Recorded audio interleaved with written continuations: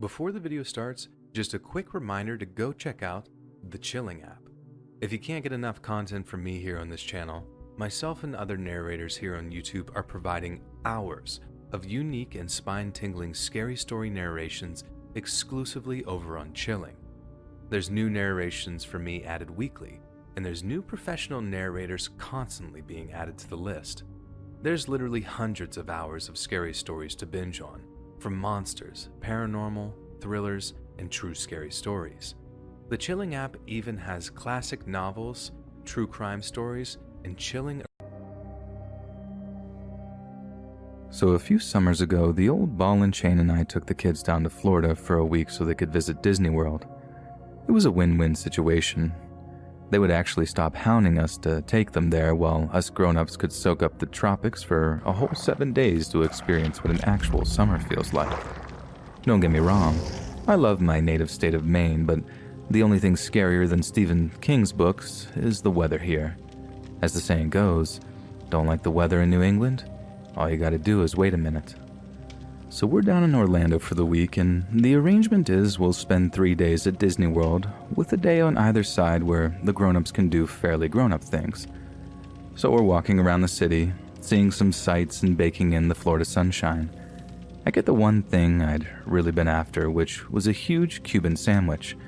So the kids are being corralled by their mom while I'm trailing behind, trying not to pass out from ingesting my body weight in pork, bread, and cheese. So at one point, my wife needs to use the bathroom, so I'm in charge of keeping an eye on the kids while she runs off to find somewhere that'll let her use the bathroom without making her open her purse. Now admittedly, this is where I feel short of being my best as a father. I find a bench nearby, plant my bottom down on it, and tell the kids to stay where I can see them, which, since I shut my eyes and start sunbathing like the disgusting greasy lizard person I was a little redundant. Next thing I know, I'm about to doze off when I kind of jerk out of my haze thinking, the kids. I get up, look around, and see my son like halfway down the street, talking to some guy dressed as Mickey Mouse.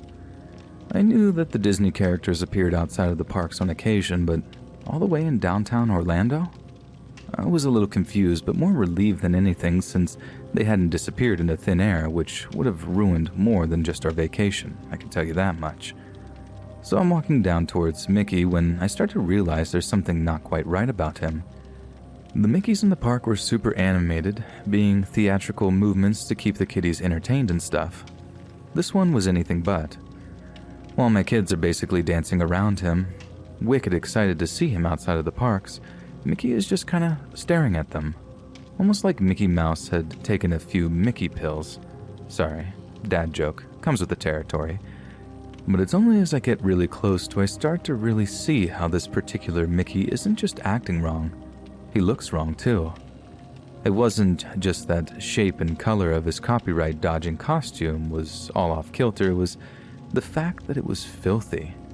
I mean, I get that those things mustn't be the easiest things in the world to wash, like I'm pretty sure just the head wouldn't fit in the washer-dryer we had at home, but this thing was covered in dirt and old stains. Like, it looks seriously gross, and I dread to think what that thing smelled like on the inside. Look, I'm not a total jerk. I understood, or at least I thought I understood, what the deal was with the guy in the knockoff suit. No one in a stable financial situation chooses to wear a stinky old Mickey the Rat suit or whatever and parades themselves around downtown Orlando. So as the kids are still running circles around the dude, who I figured was just exhausted and half heat-stroked, I reach into my wallet and go to hand him a 20. But the guy just looks at me, or rather, the guy didn't. The head did, which I did not anticipate to be so creepy. This pair of big, black, lifeless eyes just staring me down from a few feet away seriously rustled my jimmies. I kinda thrust the 20 in his general direction like, hey dude, take the money. And the guy actually tilts the head at me. I mean, like a well-rehearsed horror movie move. And obviously I respond by putting the 20 back in my wallet as to not offend him any further. I call my kids back to me because their mom is probably wondering just where in the world that we gotten, and they're all like, "Oh, Dad, can we play with Mickey a little while more?" while Mickey goes back to staring at them, which obviously is now making me super uncomfortable. I'm now insisting in my best, stern dad voice that they do as they're told, or I'd be telling their mom, she's the tough one, that they've been misbehaving. As they do, Mickey reaches out to try to grab at my then 7-year-old son. Red line crossed right there. Don't touch my kids unless I know you. So I step to the guy and state just that he has absolutely no right to lay a hand on my kids, especially not in that suit. Mickey then takes to just staring at me again, and this whole time, he's not made a single sound. I take both my kids by the hand, who are getting pretty distressed at this point since Dad is being mean to Mickey, and Mickey isn't exactly acting his usual cheerful self either. I make a show of apologizing to the man for being curt with him, then try to make it one of those teachable moments as I walk away with the kids, making it clear to them that no adult is allowed to touch them without their express permission, and that strangers are most definitely not allowed to touch them, and to tell Mom or Dad if they do. But then I make the mistake of looking over my shoulder where I see Mickey still staring at me and somehow managing to be even creepier than before. That night, I couldn't sleep. I was so not used to how humid Florida could be. Our motel room's air conditioner had been very well behaved all week, but had picked that night of all nights to start malfunctioning. Thank God the kids' room's unit was working hard, but ours, not so much. So I end up getting out of bed and sitting at the little table in the kitchenette while I drink a glass of something that ended up being more ice than water, just trying my best to cool down so I can get back to sleep. We had the flight home the next day, so I needed to be as sharp as possible so I didn't screw up and lose boarding passes or whatever. Now, just so you know, the motel that we were staying at was all bungalows, single-story units in a horseshoe shape, and the one we were staying in happened to face the highway outside. I take a walk over the window to take one final look at the Florida night. Like I love vacationing there, and I totally understood why it's the retiree's destination of choice. But as I'm looking out through the blinds, I see something out there that makes my jaw drop. Outside, silhouetted by the street lights, standing still as a statue over near the highway, is this really obviously Mickey Mouse shape. The big circular ears, oversized hands, the works. I actually say like, no effing way, man, out loud to myself as the realization hits me. That knockoff Mickey Mouse guy from Orlando had somehow figured out where we were staying. Okay, so I have no idea how he managed to work that out. It's something I still think about from time to time, but the only concrete thing I have in my mind is that when not wearing that suit, he could have looked like just about anyone, so he could have followed us all the way back to the motel on foot or in a car or something, and I'd have no idea we were even being stalked. But like I said, since we left Florida the next day and I only talked to the cops down there one time, I have absolutely no definite answers on how that guy found us. So I just find myself rushing back to the kitchenette to grab a knife from the drawer, which might seem like something of an overreaction to some of you, but I can't overstate the fear I was feeling at that moment. Something happens when you're a dad, something where you're just not willing to roll the dice with your kid's safety. So whatever was about to happen, there was no way I was going into it with just my fists. So knife in hand, I rush back to the window and look out to see that no one is there anymore. Note that I say no one and not nothing, because lying in the parking lot about 100 meters closer to the motel room is the entire knockoff Mickey Mouse costume, just lying there on the tarmac. I'm just staring at the thing in terror for a moment, like this guy just stripped off his costume about 15 seconds and is now nowhere to be seen. Then what happened next is literally something out of a horror movie. I'm checking the peripheries of the parking lot, trying to spot the guy when, boom, he appears right in front of the window and bangs his head. Yes, his actual head, onto the glass window so hard, I thought it would knock the entire pane out. I almost had a heart attack right there. And whatever yelpy scream wail I made when the guy appeared immediately woke up the wife and kids. I tell the missus to get in the kids' room, lock the door behind her, and call the cops, which after a few terrified questions pertaining to just what was going on, she did. I'm guessing the window pane was like security glass or something, because this guy, who by the way was completely naked from head to toe, couldn't seem to break it no matter what he threw at it. Fists, forehead, whatever, it just boomed and shook in the frame. The whole time I'm just waving this knife at him and shouting that the cops are on the way, the cops are on their way, the second of which he seems to respond to far more than the former. But still, he switches his attention to the door, trying to bash it open as I rush over to the kids' room and ask my wife if the cops had sent anyone yet. I hear her respond with a yes, and by the time I get back to the window, the banging had stopped, and the empty Mickey suit is gone from the parking lot. I just watched that parking lot until I saw the blue flashing lights approaching, and only then was I really able to breathe properly. I gave statements to the cops who arrived, told them all about the earlier interaction I had with the guy, and figured it would be pretty easy for them to find the guy who would be butt naked if he didn't have this huge Mickey Mouse suit on. But like I said, it wasn't like we were there for much longer, and the next day we caught the plane back home to Maine and back to reality. I had to get on the phone to the Orlando Police Department to see if there had been any developments at all, which, to my surprise, there hadn't. There hadn't been a single arrest relating to the incident that night, despite having questioned several Disney cast members, both current and former.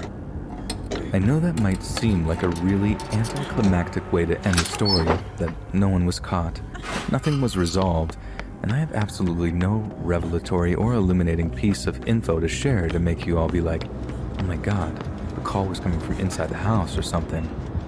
But that really is where the story ends. The guy found us, he terrorized us, and then we got out of Florida. I suppose I can end by saying that I'm looking forward to going back at some point when the kids are older and they have no interest in going to Disneyland, but definitely not anytime soon.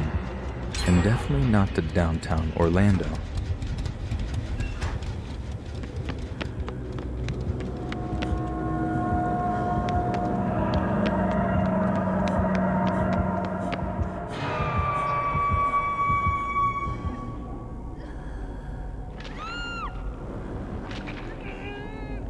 There's a place in Central Florida known simply as Celebration. Conceived in the 1990s as a civil project by the Disney Development Company, Celebration was once touted as the definitive dream destination for Walt Disney fanatics, where they could escape the dreary reality of their everyday lives to live either temporarily or permanently in their very own residential dreamland. 23 years ago, the Walt Disney Company invested just short of $5 billion into its planning and eventual construction on the outskirts of Disney World near Orlando, Florida. And over the years, the streets became lined with quaint, picturesque homes, painted white, yellow, pink, tan, or blue, and bordered by white picket fences with lush green gardens. When fall rolled around, Celebration was known to ship in containers full of brown fallen leaves from northern states and walked around the carefully constructed streets and piazzas. During the holiday season, fake snow was poured over rooftops to give a distinctly Christmassy feel despite the balmy temperatures. All the while, local trees were fitted with small, barely visible speakers while playing unceasing melodies of songbirds. And just in case the unnerving, uncanny valley nature of the town isn't enough to creep you out, wait until you learn the dark past that Disney's seemingly perfect town has hidden beneath the veneer of perfection, including tales of seedy escapades, murder, people taking their own lives, and what is terrifyingly referred to as the Death Hollow. On the surface, Celebration appears to be exactly what it is billed as, the happiest place on Earth. Shortly after it was established as a census community, the town expanded and became capable of housing over 10,000 people, complete with a local hospital and school, along with a commercial district that could cater to its many denizens. The place was so seemingly perfect that residents soon began to refer to the town as the Bubble, because it was almost like living in a parallel universe. There are others who compare it to something out of the Stepford Wives film and more recently the movie Get Out, where an appearance of civility hides dark, foreboding secrets. But not long after the town was established, cracks soon began to appear, both figuratively and literally, with shoddily constructed buildings, painfully strict rules, a dysfunctional and weird school, and even some unexplained deaths among its residents. Celebration might have been many things, but it was not a Disney theme park. It was a real town with a real problem, journalist and author L.J. Charleston once wrote. Plans for the town were initially announced in early 1994. Requests for residency there were initially so great that the Disney Development Company organized a lottery that people could join in order to be eligible for a chance of snapping up one of the 500 homes. At first, they expected no more than a few thousand applications to be received. In the end, they found themselves with over 10,000 families who longed for a little slice of residential heaven. According to the original marketing and sales brochure, Celebration claimed that there once was a place where neighbors greeted neighbors in the quiet of summer twilight, where children chased fireflies, and porch swings provided easy refuge from the cares of the day. A place where the movie house showed cartoons on Saturday mornings, the grocery store delivered, and there was always a teacher who always knew you had that special something. Remember that place? Its name is Celebration.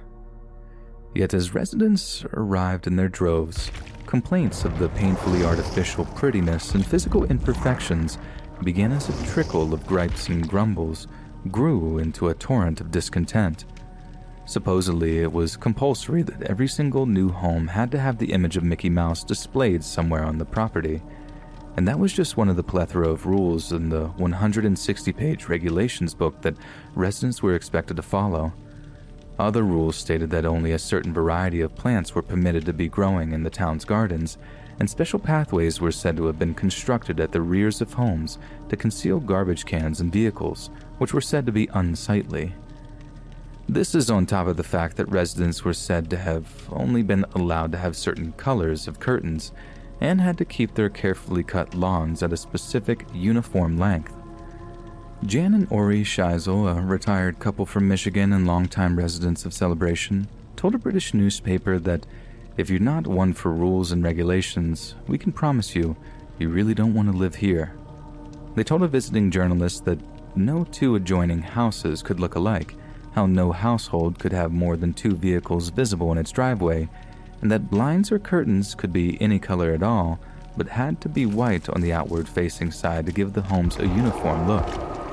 If you don't have enough bark in your ground cover or you have dead plants on your porch, they'll send you a strongly worded letter, Mr. Scheisel said. But as the years went by, more sinister events were to visit themselves on the seemingly perfect town. In 1998, Celebration's tight-knit community was horrified by the news of an armed home invasion. A couple were bound and gagged in their own home by a gang of masked burglars who proceeded to beat them mercilessly while they emptied the home of valuables. Then in November of 2010, a 58-year-old teacher named Matteo Giovandito, who lived alone with his pet chihuahua, was strangled unconscious with a shoelace before their body was chopped into pieces with a fire axe. Neighbors of Giovandito only became suspicious when he didn't show up to school to teach their kids. Local law enforcement then made the grisly discovery when they knocked on his door and were greeted by the stench of decay.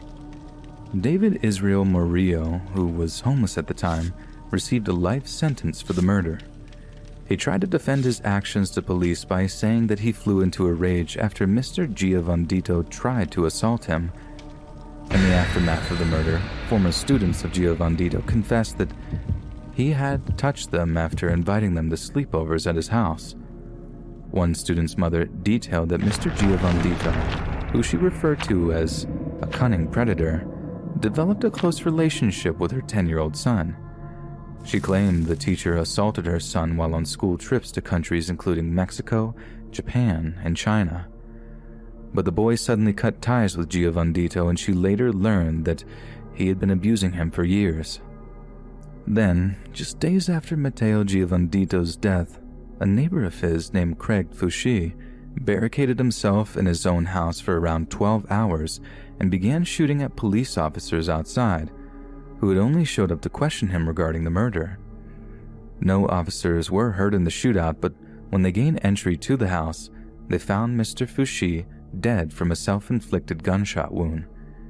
It is believed that Fushi was involved in what had happened to the local children. There was also talk of a death pond near the tranquil town. Up until the late 90s, there were no warnings on the nearby road that if you took a wrong turn, you risked driving into the alligator-infested water. Several incidents gave the pond its macabre name.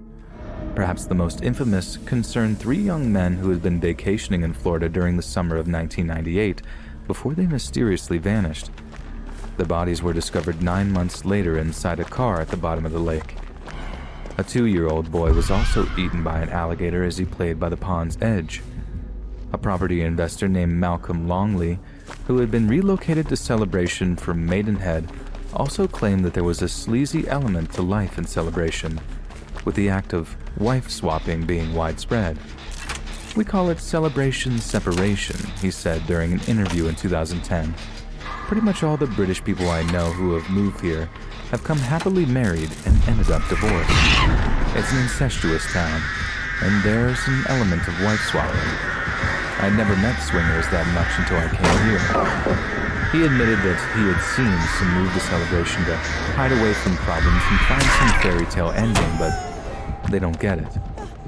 After many years of strife and struggle, 2004 saw Disney selling Celebration to a company based out of New York City. Since then, many residents have hit out at the creepy reputation it has garnered. In response to a defamatory blog post, one resident wrote, "I have lived in Celebration for 9 years, and I love it. The best part about Celebration is the wonderful and caring people. I absolutely love living here. It is not creepy at all. Everyone is really friendly and it is beautiful. The current problems are for people living in condos, not houses. So many people that live here think it's the best place in the world to live and that they are truly blessed. Where else do you have beautiful walking trails, a selection of community pools to use, community events, and the ability to see multiple displays of fireworks every single night of the year? Plus, it is located so close to Disney, Universal, and SeaWorld, so I am able to go to a free concert all the time with my annual passes. What's not to love about this beautiful town?" And a second confirmed that they had lived in Celebration for almost 10 years and wouldn't live anywhere else. "It has a true community feel that I've never had anywhere else. Our town is far from perfect, but it's a place full of wonderful people. I love raising my kids here." Yet both posts have been thought to have been written by marketing executives employed by the new Northeastern owners in an attempt to reserve the fortunes of the failing town. The official Celebration website states that Celebration was founded with the concept of building a better place and a better way to live. There's a reason Celebration is not a town, but a community in every positive sense of the word. But scratch the surface, and it appears that behind the facade of perfection, sinister events lurk behind almost every corner. And that for many, moving to the town did not make for celebration, but devastation, abuse, and death.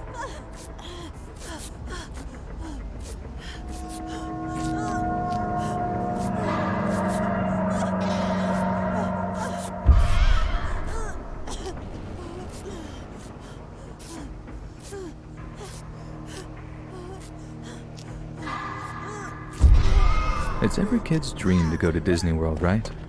It's a dream that a lot of American kids never get to have come true, let alone British kids.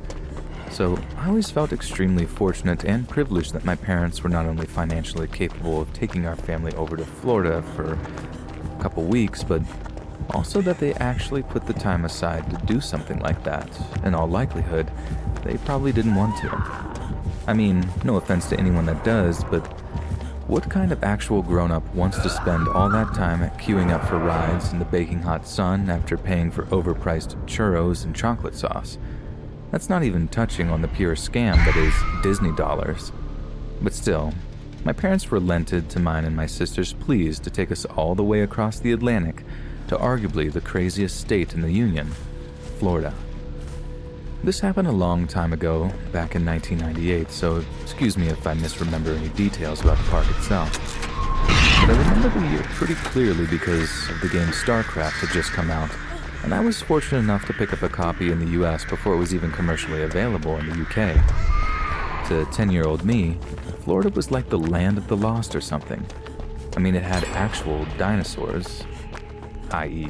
alligator farms, where you could feed the big old beasts with hunks of meat, something I was way too scared to do myself, but was only too happy to watch my dad do before he scampered away down the wooden walkway like he was regressing into a childlike state out of pure primal fear. It was the land of Tropicana, where the food portions dwarfed those in the UK, and the grass and trees were so different and fantastical that I might as well have landed on a paradise alien world. It was the Sunshine State in name and in nature, and of course, it was the home of the most magical place in the entire universe, Disney World. But it was during our third and final day trip to Disney World that something happened that I didn't properly understand until I was a great deal older.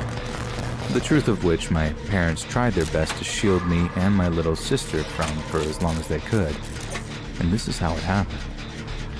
So, we were in the Animal Kingdom part of the park.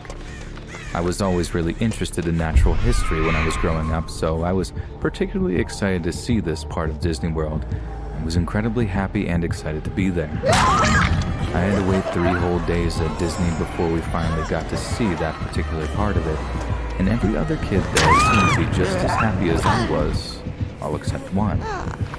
On the shuttle bus out at the park, I remember seeing this one little girl with her dad, who looked uncharacteristically miserable for a kid who actually had the good fortune to be visiting Disney World. But I mean, there's always one moody kid out of the bunch, isn't there?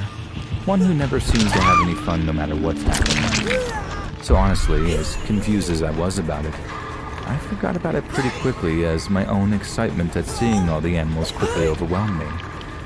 My favorite Disney film was The Lion King, so go figure, I was buzzed. But throughout the day, whether we were on the rides or on the little safari tour thing, or eating at one of the cafes there, I'd see this little girl and her dad, and she looked consistently exhausted and unhappy. I found myself starting to point where my mom and dad were like, "Stop staring at other kids, it's rude." So, I did, because I knew they were right.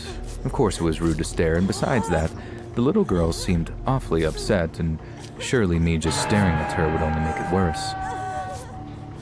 So a little while later, I remember walking along drinking one of those ginormous American zillion-ounce sodas or whatever, happy as Larry, when I see the little girl and her dad in front of us. I'm not going to pretend to be all like, I knew something was wrong. I sensed it, because I didn't. Not at all. But one thing struck me as kind of odd about the whole thing. By the time I was 10, I hated holding my mom or dad's hand. It was what babies did, I'd say. And, like me, this little girl didn't seem all that keen on holding her dad's hand, and at one point, even tried to shake it loose. But he kept holding on, and at one point started properly gripping her wrist and telling her to behave. I obviously found this kind of distressing, and I looked up at my dad as if to be like, "Are you seeing this?" Half expecting to be told to stop staring again. Both my parents looked kind of concerned about what was going on, but I didn't dare say anything.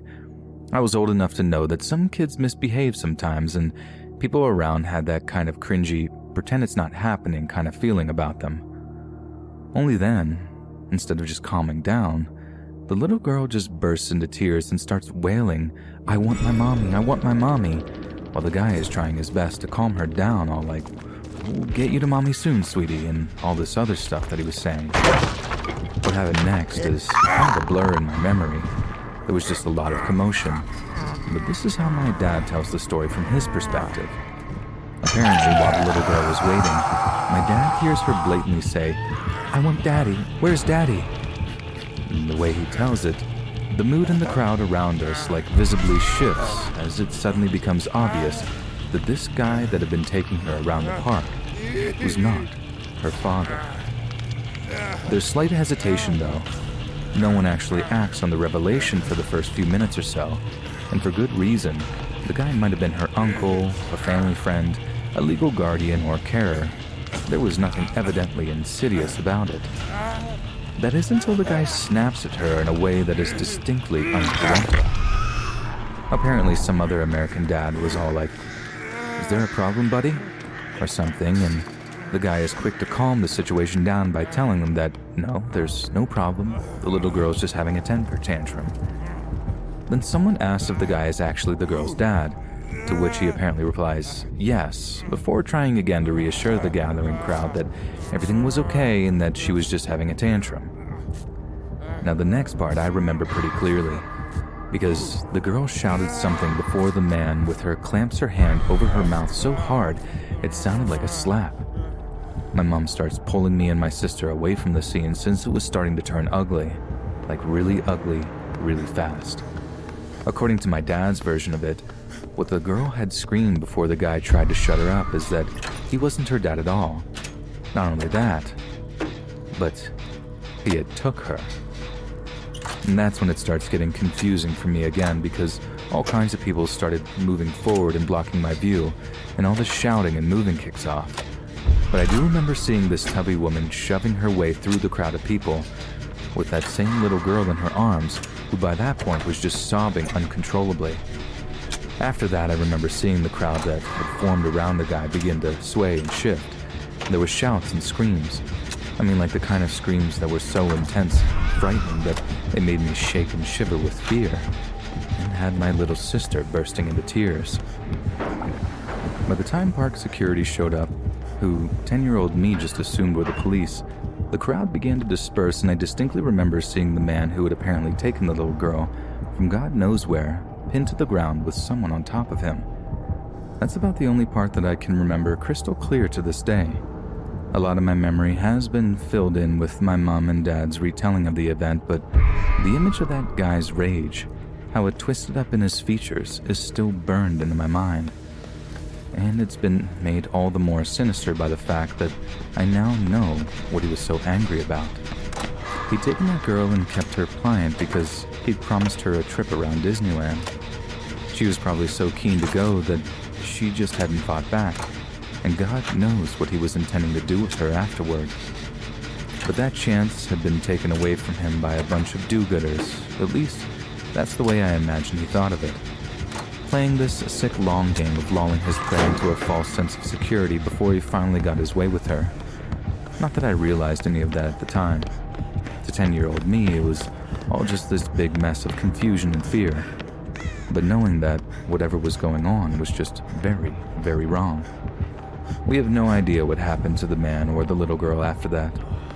No one spoke of it again for the rest of the holiday, and I'm pretty sure it was almost 5 or 6 years before one of them caught up with me and explained exactly what the situation was. As far as I knew, all I'd seen was a dad mistreating his daughter, who had then been arrested for it. And even to this day, it screws in my head that one of the worst things I'd ever witnessed happened in what was billed as the happiest place on earth, and how if things had gone just a little differently, that girl could have been worse, or worse. A few days later, and none of us would be any the wiser. Thank God she spoke up when she did. Thank God that there were people there that reacted the way they did, because I really don't want to think about the alternative.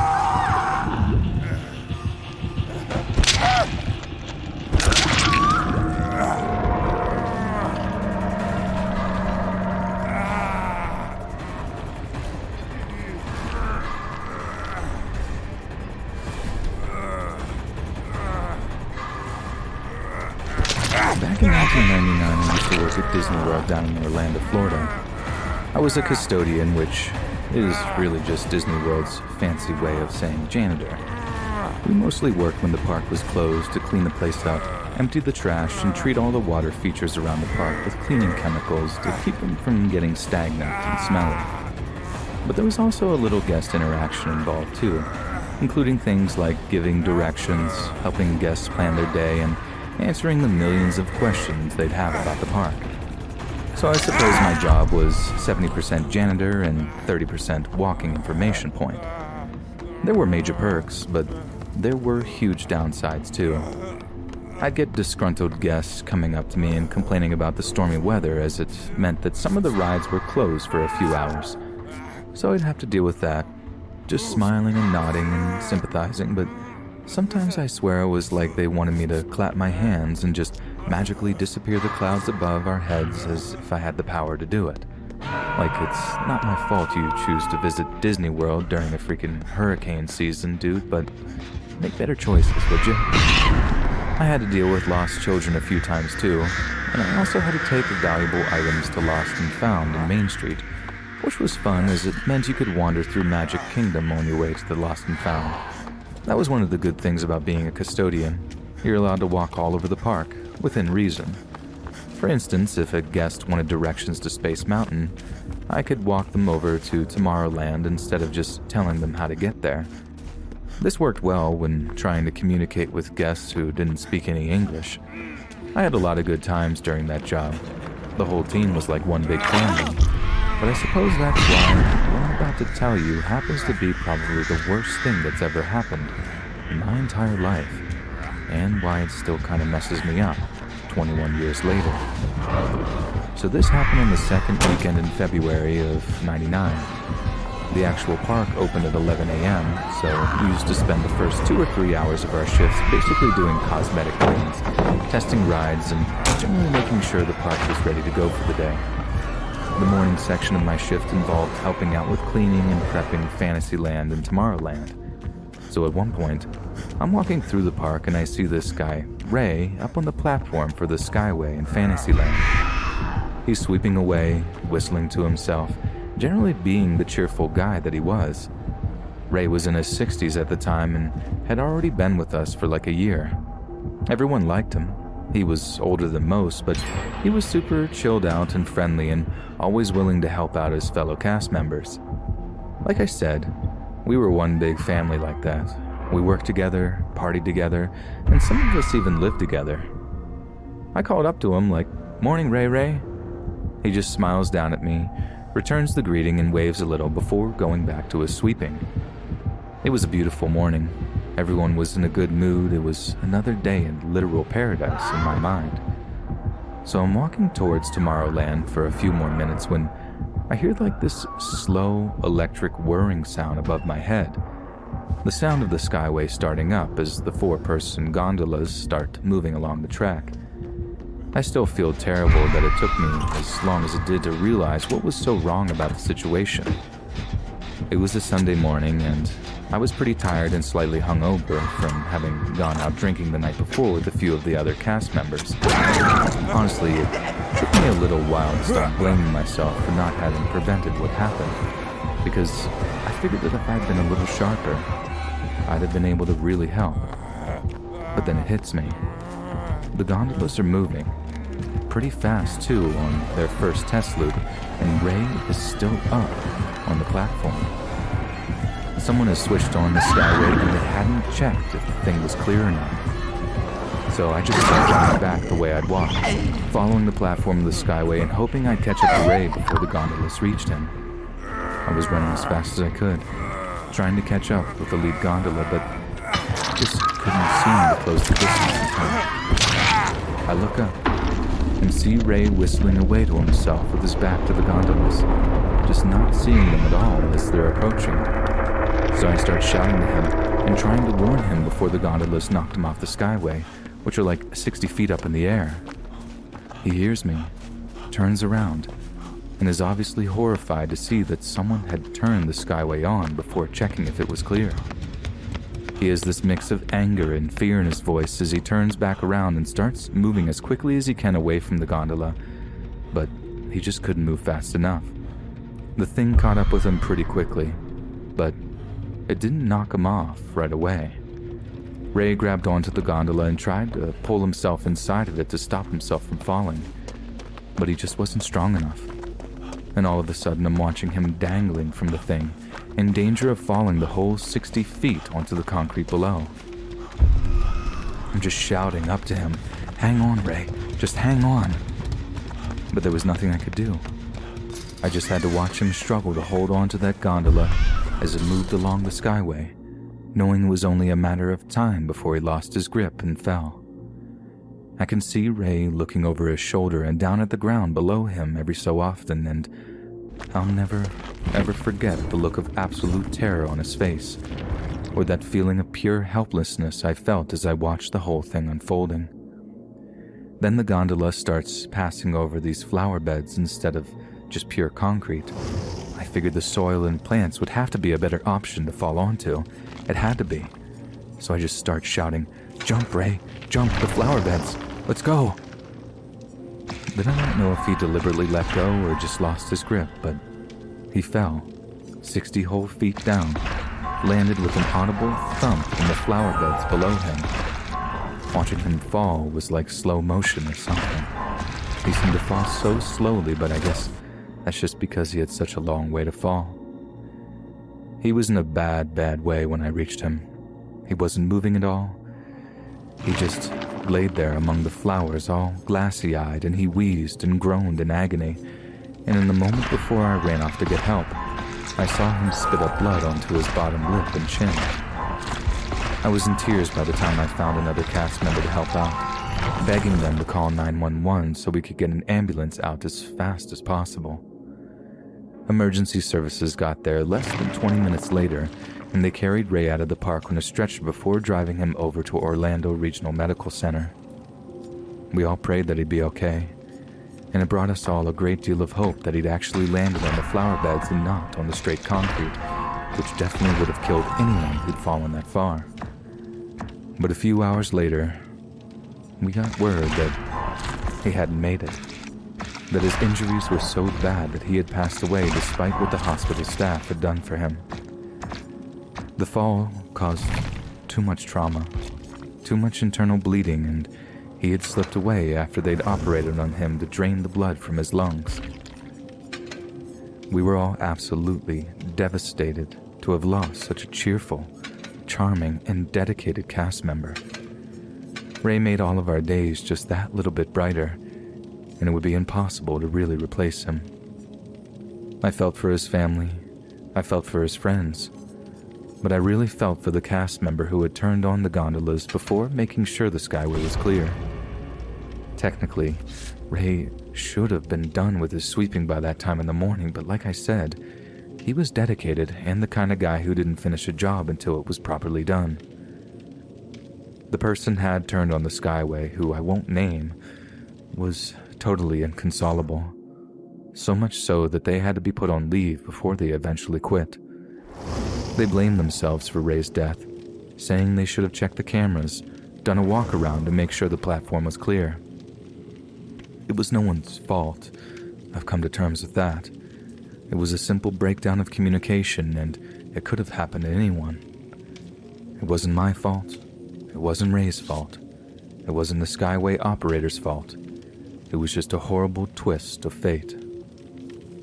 Everyone that could get time off attended Ray's funeral.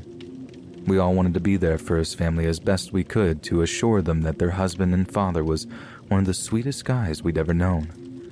Ray was the first cast member to die in the park in over 10 years, and a little memorial was put up backstage for him so that we could all remember him at his best, with a smile on his face, instead of scared and broken.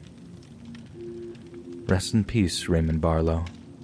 We love you, and we miss you. Every single day.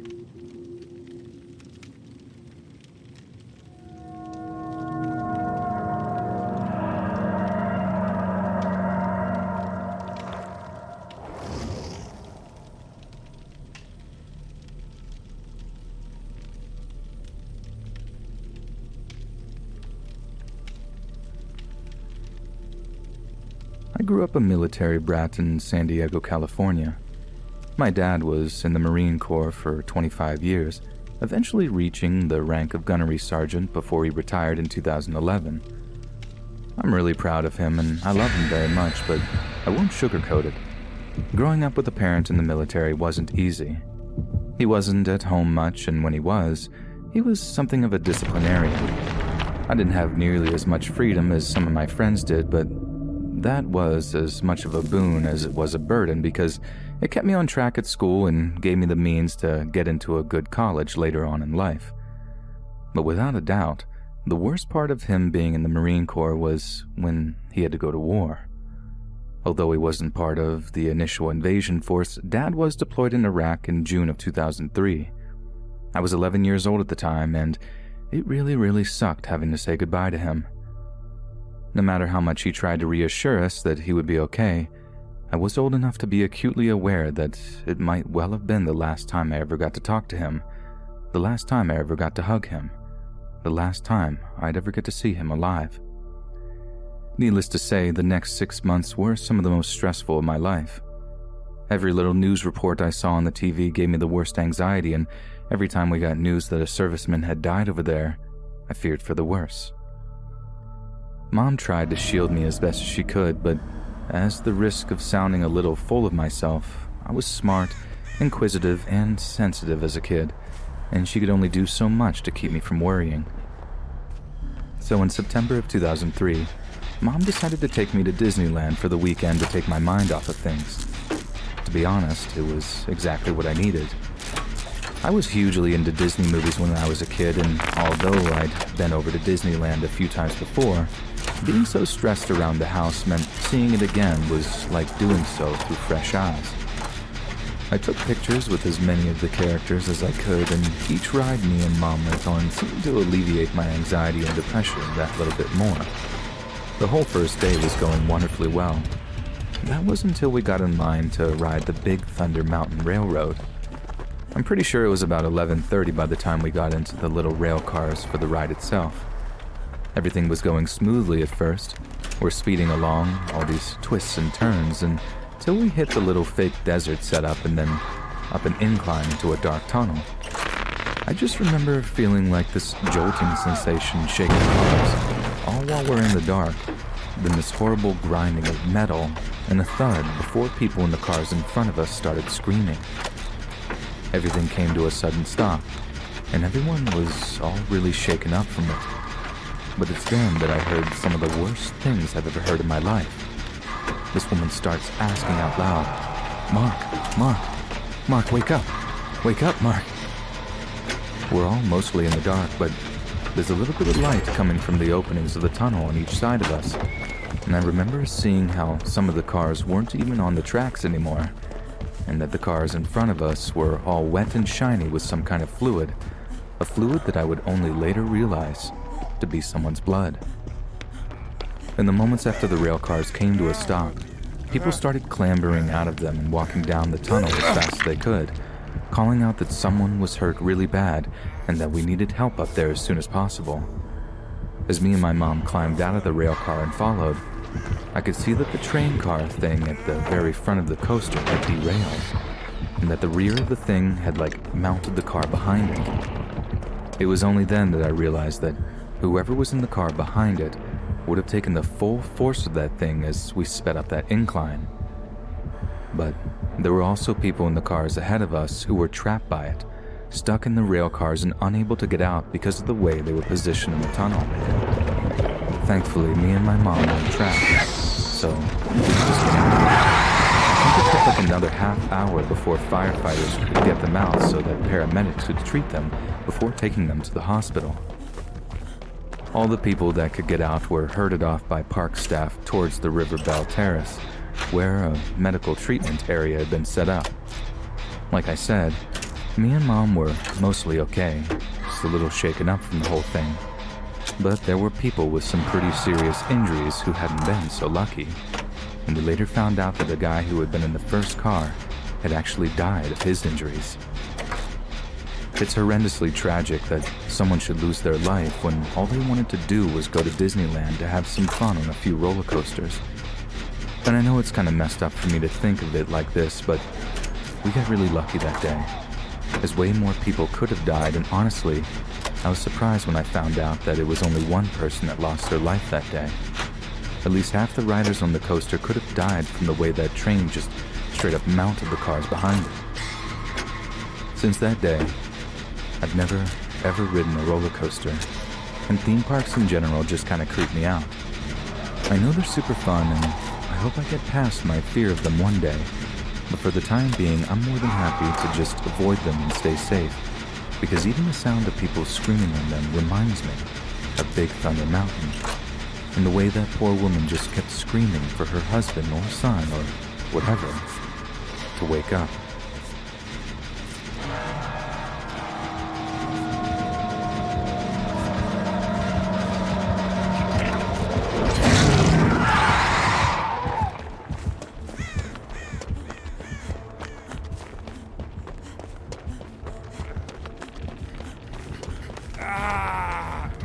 I moved from Idaho to Alaska about 2 months ago, and already I have experienced something I never thought I would ever experience. After taking a week to recover from a 5-day trek across Canada on the Alaska Highway, I had decided I was going to get out and explore the wilderness of my new home state and try to catch a glimpse of the wildlife such as moose and bears. The house I am renting is on the outskirts of the nearest town, so I basically live in the middle of the forest and have access to miles of dense woods. I still don't know what I was thinking when I decided to go into the woods without anything but my phone, which at the time didn't get service in Alaska, and some earbuds. I began running at a medium pace into the woods, hopping over bushes and branches while jamming out to some shaky graves. I had probably gone through about 5 songs when my shoelace got hooked on a fallen tree, and I was thrown to the ground face first. I immediately got back up, swore out of irritation, and began to put my earbuds back in when I realized I had no idea where I was.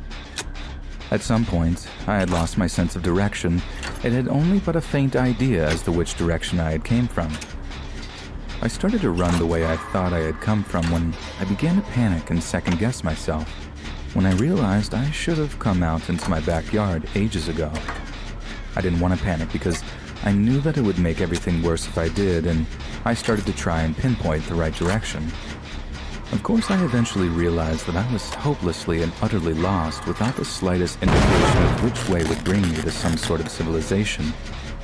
After a few brief moments of cursing and groaning, I decided to follow my gut and go the direction which I thought would possibly lead me home. I started running at full speed, hoping to break the tree line in a matter of minutes when something on the ground had caught my eye. It was a backpack. I stopped instantly and looked around for a person or campsite, but there was nothing I could see from the spot I was at, which was situated at the bottom of a small hill. The bag looked as if it may have been abandoned for a few days at least, but was slightly damp from the rain earlier that morning. I kneeled down and picked the bag up, resting it against my knees. It had a heavy weight to it when I moved it, so I knew that there was something inside. Looking back now, I remember the dark feeling I had that I got in my chest right before I had unzipped the main part of the backpack.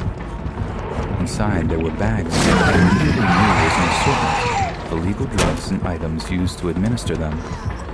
I quickly stood up and took a step back. I had such a powerful feeling of dread that I felt like I was in imminent danger. I was going to get out of there and find my way home, so I started to run again, up to the top of the hill.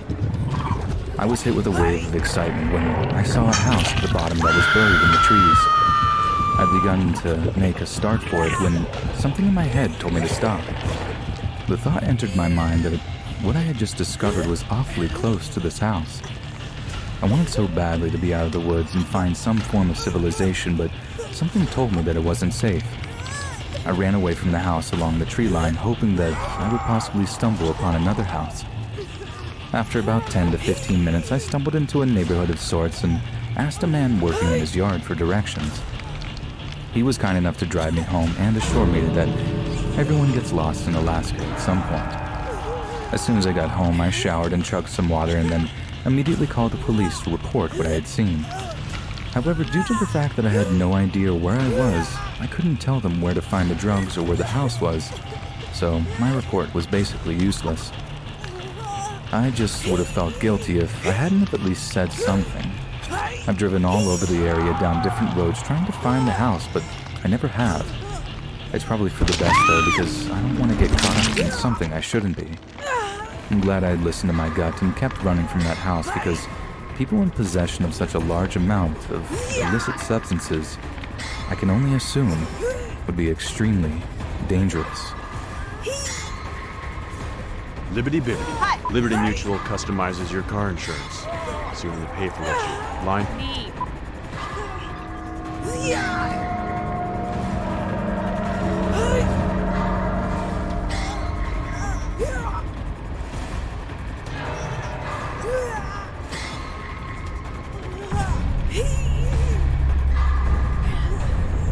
was in my second year of university, I lived alone. It was a downstairs flat with my bedroom facing towards the street. I had some heavy green curtains, so I didn't mind too much. My friends lived about a 15-minute walk away, and I would go over every day till sometimes about 3 or 4 a.m. or sometimes sleep over. I had a long-distance boyfriend at the time, so I would sometimes be up late on Skype with him. Sometimes one thing might lead to another, if you know what I mean. Halloween rolls around and I'm out with my friends. I decide to go back to mine and do a little Skype Supergirl for my boyfriend. We get into it. We're having a great time, curtains closed, lights off, just to be safe. I've had a drunk person try to get in once, sometimes trying to force the door open. Another time I fell asleep early and left the curtains open. It had been super creepy. I woke up and looked up to see a man in my window, staring. Stood so close his nose almost touched the glass. I freaked out and spent the night in the living room. So the lights were off, the curtains shut. I used to kind of flicker in my peripheral and I looked around. Well, meeting at the bottom, the curtains parted very slightly near the top. Through the gap, there appears to be a trail of steam rising. I cover myself and get up to investigate. I have to get up and stand on my mattress on my tiptoes to see through. I'm not that too intimidating as I stand about 5'3". The source of the steam was the man's mouth, hunched over and panting, exposed at the waist, violently stroking his member. He'd managed to angle himself to take advantage of a barely 2-inch gap where the curtain didn't quite meet the wall. I try to quickly rearrange the curtains, grab my laptop, and rush to hide in the living room. A few days later, there is a pink envelope waiting for me when I walk through the door. As I pick it up, various small change falls out. Written on the lip of the envelope in a jagged capital letters, "I mean you no harm, XXX." A horrible cold feeling spread through my body. Dread overlapped by shock. I'd never felt anything like it. That feeling when your stomach drops, only it stays dropped. I turn the card over to read the address side, there in the same handwriting, to the girl in the front room. Opening it, I see it's a quite traditional sort of grievance card, cream with a delicate watercolor of a bouquet on the front, thinking of you in gold curvature next to it.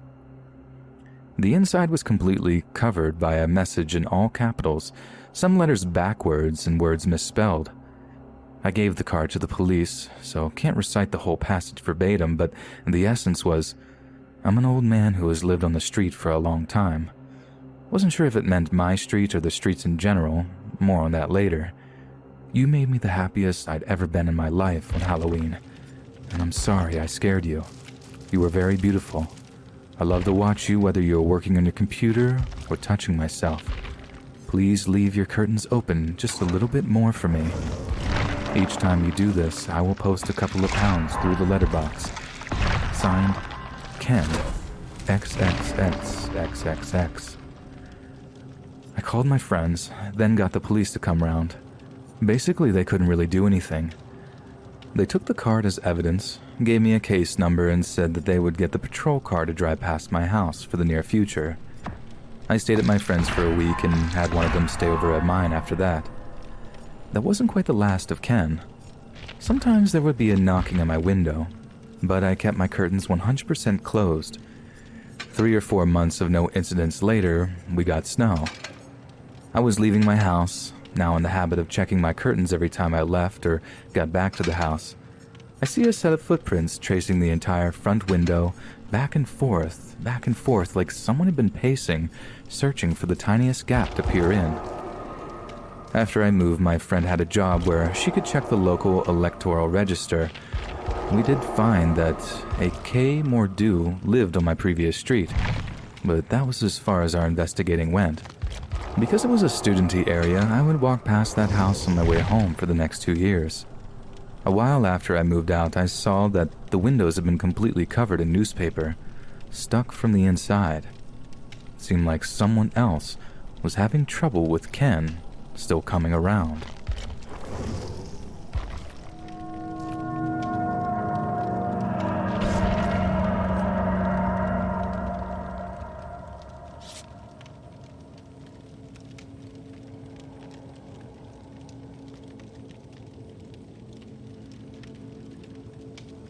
I'm going to preface this story by saying that I am currently a 19-year-old girl, and when the story occurred, I was 14. In the summer of 2016, my grandmother, 2 younger sisters, and I drove 19 hours to San Antonio in Texas. My great-aunt lives there, and my recently deceased great-uncle lived there too. We were all going to visit my grandmother's oldest brother, as he had never really spent much time with us before. We spent the entire trip going out and about this military retirement home which my great-uncle lived in.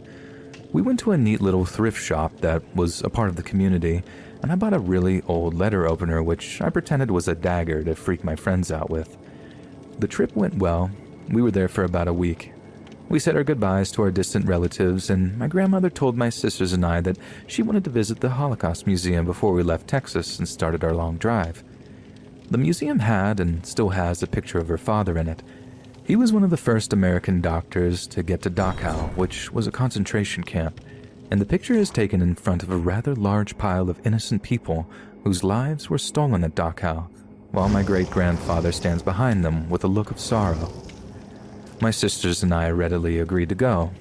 We wanted our sweet little grandma to see a picture of her daddy. She was very excited to show us the photo. We eventually arrived at the Holocaust Museum, and it was devastatingly beautiful. The overall mood of the museum was somber, and the walls were lined with photos from concentration camps and various other things that were present during the Holocaust. As we started our tour through the museum, I realized I had to use the restroom. Curse my tiny 14-year-old bladder, but I decided I would hold it in until we would finish with the tour. Little did I know, the tour would take about an hour. I suffered through most of the tour and distracted myself by listening to people who worked at the museum and listened to my grandma recall stories from her father. There were a few people scattered about the museum as we walked through it. The lights were somewhat dim, as most museum lights are. I noticed that it was really quiet. Most people were very empathetic, as was I, throughout the tour. Near the end of the tour, my grandma finally found the photo she wanted to show us. She pointed to it excitedly and told one of the workers, "That's my daddy." She went on to tell the worker about her father and what he did in Dachau, and at this moment I realized I really had to use the restroom. My sisters were looking at me funny as I frantically searched for the bathroom. My middle sister, I'll call her Jay, pointed to a restroom not far from where we stood. I told my sisters that I would be right back, and I practically ran to the restroom. I opened the door, expecting it to be vacant, but to my demise, it was packed with women who were babbling on about nothing important to a 14-year-old me, and women who were actually using the restroom. Now, I don't know if it's something wrong with me psychologically, but I absolutely cannot use a restroom when other people are present. It's always been an issue, and it still is. You can imagine how rough that can be in certain situations. I resigned to waiting for the mass of women to leave the restroom, and as luck would have it, the women all left in about 5 minutes. There were about 6 stalls in this restroom, the handicap stall being on the far left. I rushed into the stall directly next to it and practically threw myself onto the toilet. Except, as I sat there, I began to have a really eerie feeling. I held my breath. The restroom was completely silent, and I knew it should be because everyone had left, but something churned in my stomach. The silence was deafening. It felt thick. Someone could have cut a knife through it. Something wasn't right, and I needed to get out of the stall. I didn't even use the toilet. I just scrambled from the stall and assessed the restroom. Everything seemed all right. I didn't see anyone. All of the stall doors were closed, and yet I still felt scared. I went to wash my hands, as I would always wash my hands even if I didn't actually need to, when something inside me told me to look at the handicapped stall. I don't know what persuaded me to look, but I did. Alarm bells were ringing in my head. I slowly leaned back to get a better look at the stall, and my heart dropped. I know people claim that their heart sinks or drops or they freeze with fear, and all of what they claim is true. My heart jumped to my throat, and I suddenly felt ill. What I saw was a leg on the floor. A child's leg. It was attached to someone, but I was too scared to investigate any further. I ran from the restroom to my younger sisters. I don't know why I did this. I was a dumb 14-year-old, but I needed my sister to confirm what I'd seen. They were skeptical when I told them what was in the restroom. I dragged my younger sister back into the restroom with me, begging them to be quiet, and I pointed to the handicap stall. My younger sister, Anne, looked at me in alarm, and then Jay did the same. There was long hair next to the leg now, almost as if though they were crouching to look under the stall at us, but at the same time they were completely still, unnaturally still. I grabbed both of my sister's hands and urgently pulled them from the restroom. We ran up to my grandmother and all three of us started rambling at once. The worker by my grandmother looked at us all in concern. I eventually explained the situation to the kind woman who worked there, and she looked very unsettled. I watched as she grabbed a large, burly security guard. He looked from her to us and said that he would go take a look. We waited with my grandmother and the worker for the security guard to come back. He exited the woman's restroom fairly quickly and rushed to speak to the worker. A man was speaking on his phone in there. The security guard spoke lowly.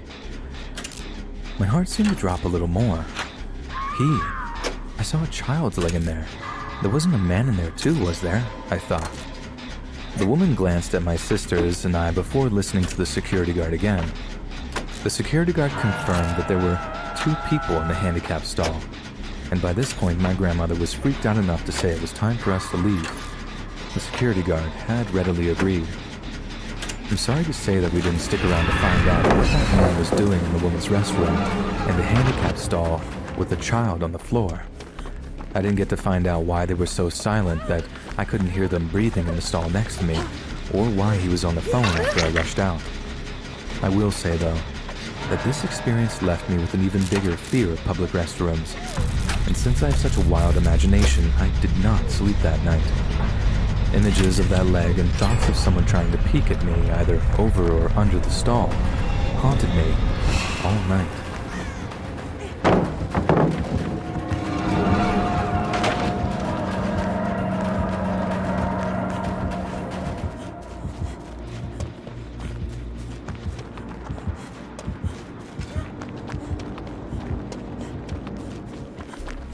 About 2 years ago, I moved into a new apartment. The walls were very thin, and because of the fire safety laws in my city, my bedroom had one window, which led into the living room, and none with outside access. The window will be important later. It was 3 bedrooms, one for me, one for the master tenant, and one spare, which at the time was rented out by a pretty friendly guy. Well, friendly guy had issues with his work visa and had to move back to Canada last minute, leaving us about 2 weeks to find another roommate. The quickest and easiest option was Craigslist. Due to my work schedule, I had no part in the selection process, but was content when the new roommate moved in a little later. He seemed a bit off, but friendly. He was very tall, a large guy, but pretty quiet, and not someone I wanted to go out of my way to hang out with, but was okay to be around and be cordial with. About 2 weeks into his move-in, the master tenant left for Hawaii, leaving him and I alone in the home for the month-long duration of his stay. For the first few days, things are normal. All of a sudden, about 4 days into the trip, I'm woken up at about 8 a.m. to a frantic knocking at my door. Roommate, who we'll call Kyle, is standing there when I open up, looking frazzled. He looks me dead in the eyes and says, "Do you want to tell me what went on last night?" To which I was shocked and confused because I had come home from work at about 9 p.m. and immediately showered and went to bed.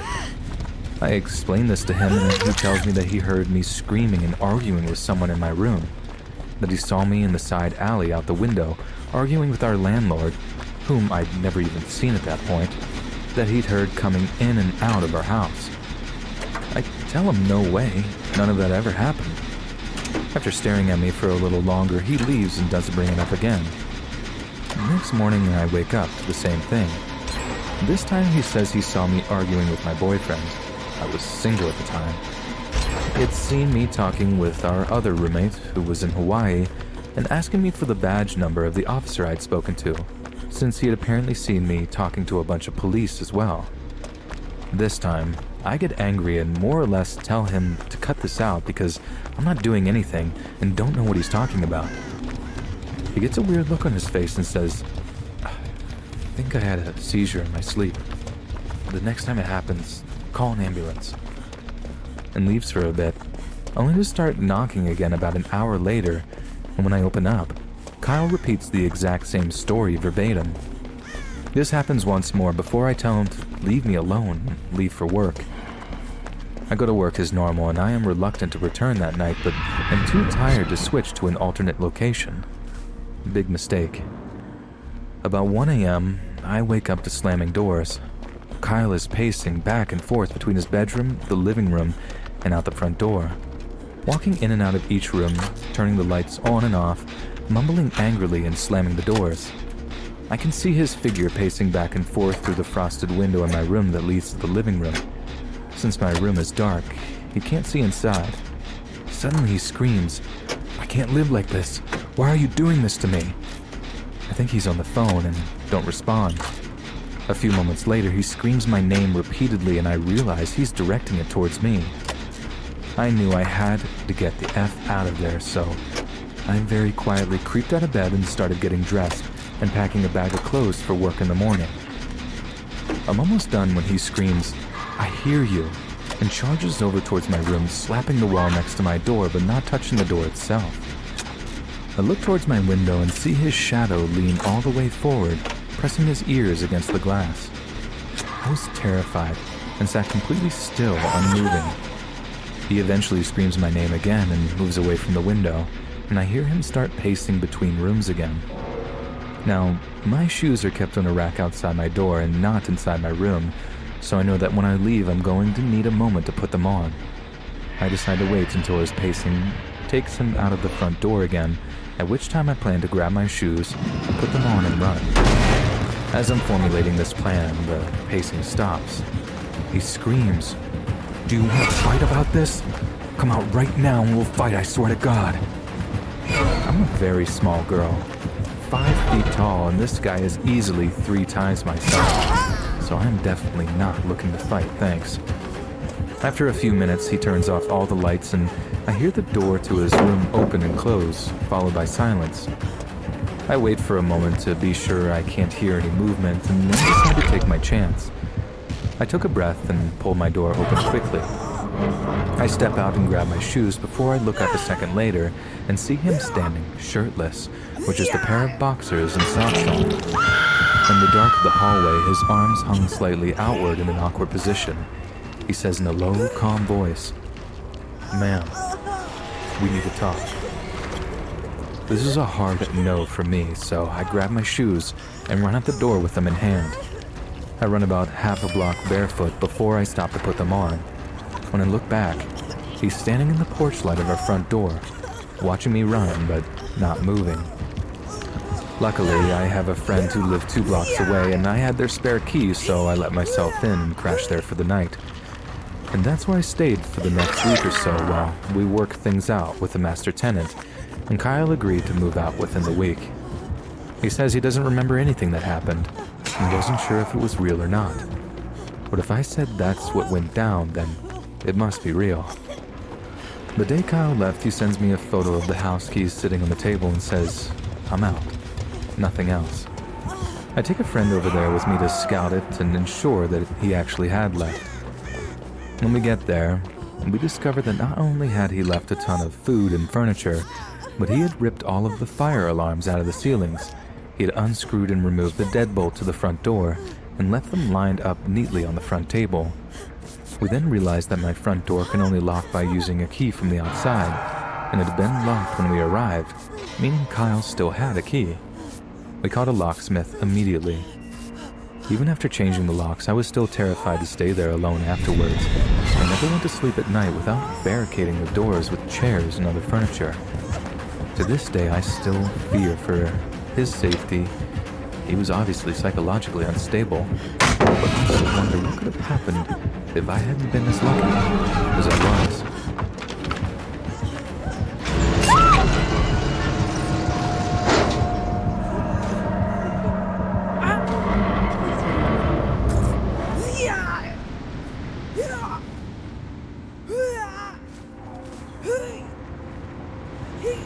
I have no idea how we got home.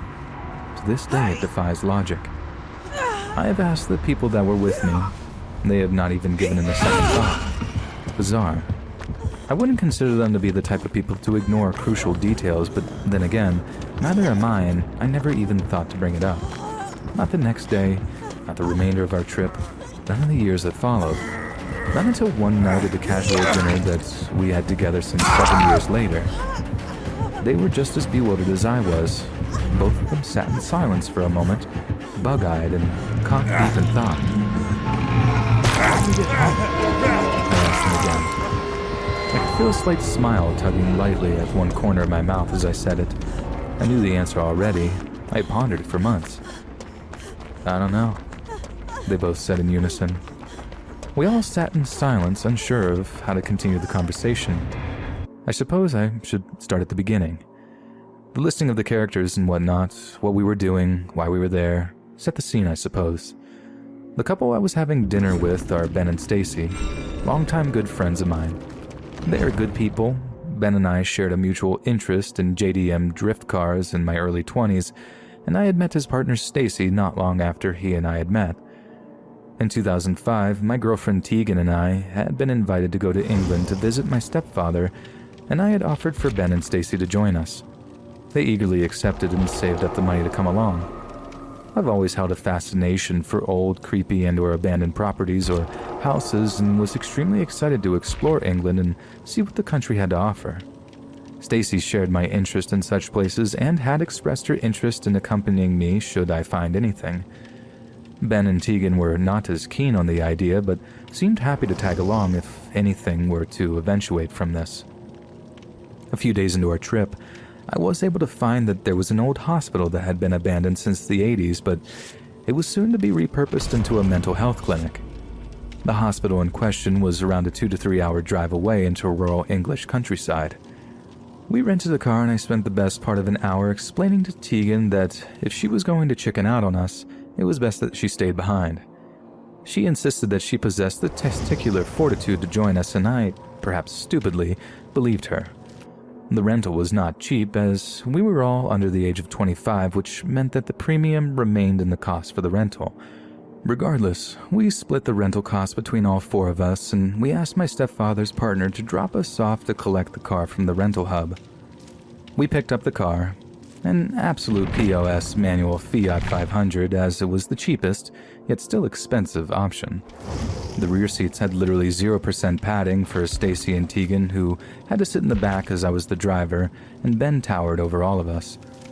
We set off driving and using an outdated road map book that my stepfather had lent us. The Navman option had been out of our price range, and let me tell you, I'll never again complain about NSW road posting after trying to navigate around the English countryside. The road map was of minimal help, as it was so ancient that 3 of the turnoffs that were clearly displayed on its yellow weathered papers no longer even existed. Twice Ben had informed me of an upcoming T section that never arrived, and yet we seemed to seamlessly enter into the route that we had planned out regardless. We stopped at KFC, which was a massive culture shock to all of us. No potato and gravy, baked beans instead. Thank God our ancestors had committed crimes that had them sent to Australia back in the day. Tegan and Stacy were mumbling about the lack of padding on the back seat, which Ben and I brushed off as unnecessary whining. We finished up lunch and set off on the road again. The days are short in England. The sunlight disappears much quicker than back home. I was not particularly bothered, as I just thought that it would simply add to the dark atmosphere when we eventually arrived. We arrived in the general vicinity of the hospital after about 2 hours of driving, and said to heck with the road map, as it was much more trouble than what it was worth. We saw some old signposts on bent poles that indicated that we were heading in the right direction and decided to follow them. It took us through a rabbit warren of back roads and dirt tracks, doing U-turns and a lot of swearing until we came across the ruins of a Castle S-type house that had obviously been gutted out from a fire some years ago. I decided to stop here to stretch our legs and get some photos. The ruins of this place were amazing. I managed to get some great pictures, although I was only starting out as a photographer, and so they are grainy at best. We loitered around for about 45 minutes before deciding to give the hospital one more crack. We piled into the car and white-knuckled the reading of the road map. Ben and I decided on a likely route before I started the car and we set off. We actually managed to find the hospital this time. Ben had chosen the route well, and I rolled up to a toll booth that was located on the road just outside the hospital grounds. I could see the building in the distance and the plant equipment section off nearby in order to begin demolition or renovations. The security guard at the toll booth did not seem too pleased to see us and was very dismissive. I imagine he turns people away all the time for the very same reason that we were trying to gain entry. I was determined not to give up, though. After I did a 3-point turn to get out of the small section of road, I rounded the corner in order to circumnavigate the patrol area and entered an estate at the rear entrance of the hospital. Parking the car, I could see that the hospital lay just beyond an open field nearby. The sky was pitch black by now. The only lighting was coming from dimly lit street lamps that flickered on and off every few seconds. When I opened the door, I noticed that the air was incredibly cold and the street was eerily silent. Stacy and I practically leapt out of the car in anticipation of getting to the hospital, while Ben and Tegan reluctantly opened their respective doors to get out. We all zipped up our jackets and put our scarves on while trudging into the field. The ground was so wet and muddy that we had to use torches on our phones to prevent ourselves from sinking our feet into foot-deep puddles. Clearly, this field had been recently used to move the plant equipment to the area, and as a result of much of the terrain was torn up with deep turrets from machine tracks. Stacy and I took the lead while Ben and Tegan lagged behind. I didn't think too much of it. I knew that they were not into this stuff. We walked for about 2 minutes before I heard Ben call out to us. Stacy and I stopped and turned around. "What?" I said as I stood still, a light breeze beginning to blow now. "Tegan doesn't want to go," Ben said in an apologetic tone. I looked at Tegan. Her head was bowed down towards the ground and her arms were crossed tightly over her chest. We all stood still for a moment and I sighed loudly. "Okay, let's go back to the car." Stacy and I were not happy, but we knew that leaving Tegan at the car was not an option and we wanted everybody to come with us. Stacy let out an audible curse as we began the painstaking journey back to the little Fiat. When we got back to the car, we all silently got in and took a moment to make our clothing a little more comfortable for travel. And this is where the story gets a little strange. Not much was said between any of us. I started the car and began to drive. We did not discuss a route home, and I had no clue where we were. I just started driving. I found a dirt road and took that. Nobody in the car said a word about this. I noticed a sign haphazardly nailed crookedly to a gnarly-looking tree that said, "London, 40 miles," that somebody had obviously painted and made it home. I continued to drive. I remember nothing about that road.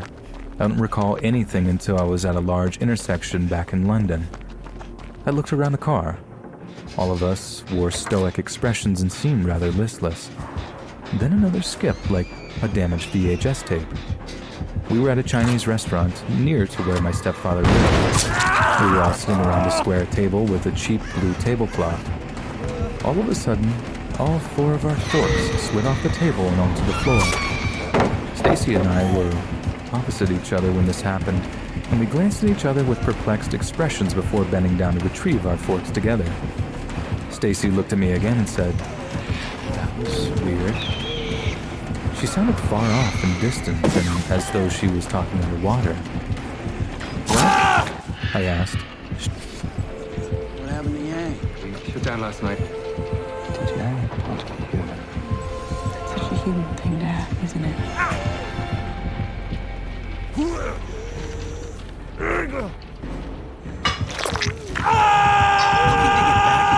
Diabetes zone? Once weekly Ozempic can help.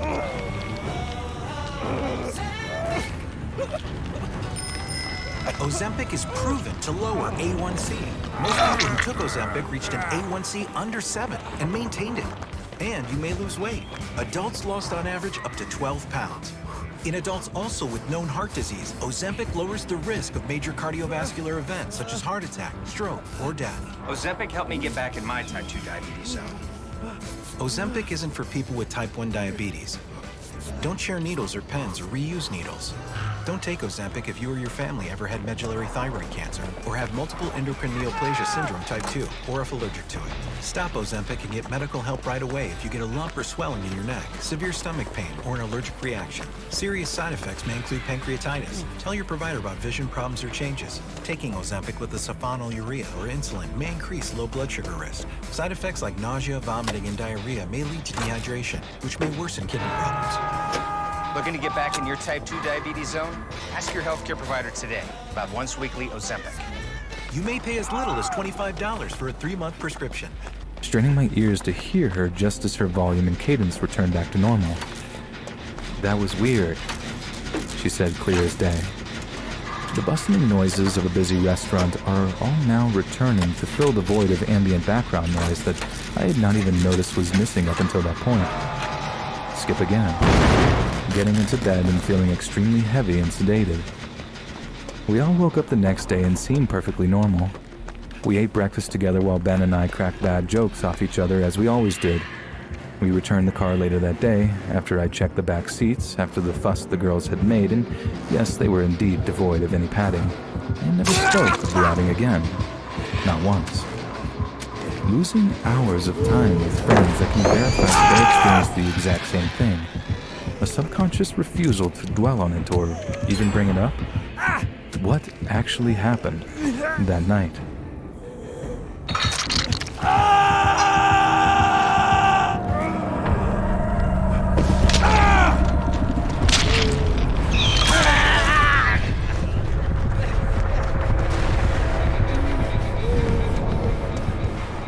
I'm currently in my late teens, and since I was a child, I've had obscure, incredibly vivid dreams, most of them being lucid. However, I've had some dreams, or visions, I suppose. They have unnerved me for as long as I can remember, and since I was about 4 years old, I have correctly predicted every family death to happen yet. The first of these strange occurrences happened when I was 4 years old. As a child, my family had a close friend who I considered a second father to me. We'll call him Anthony, out of respect.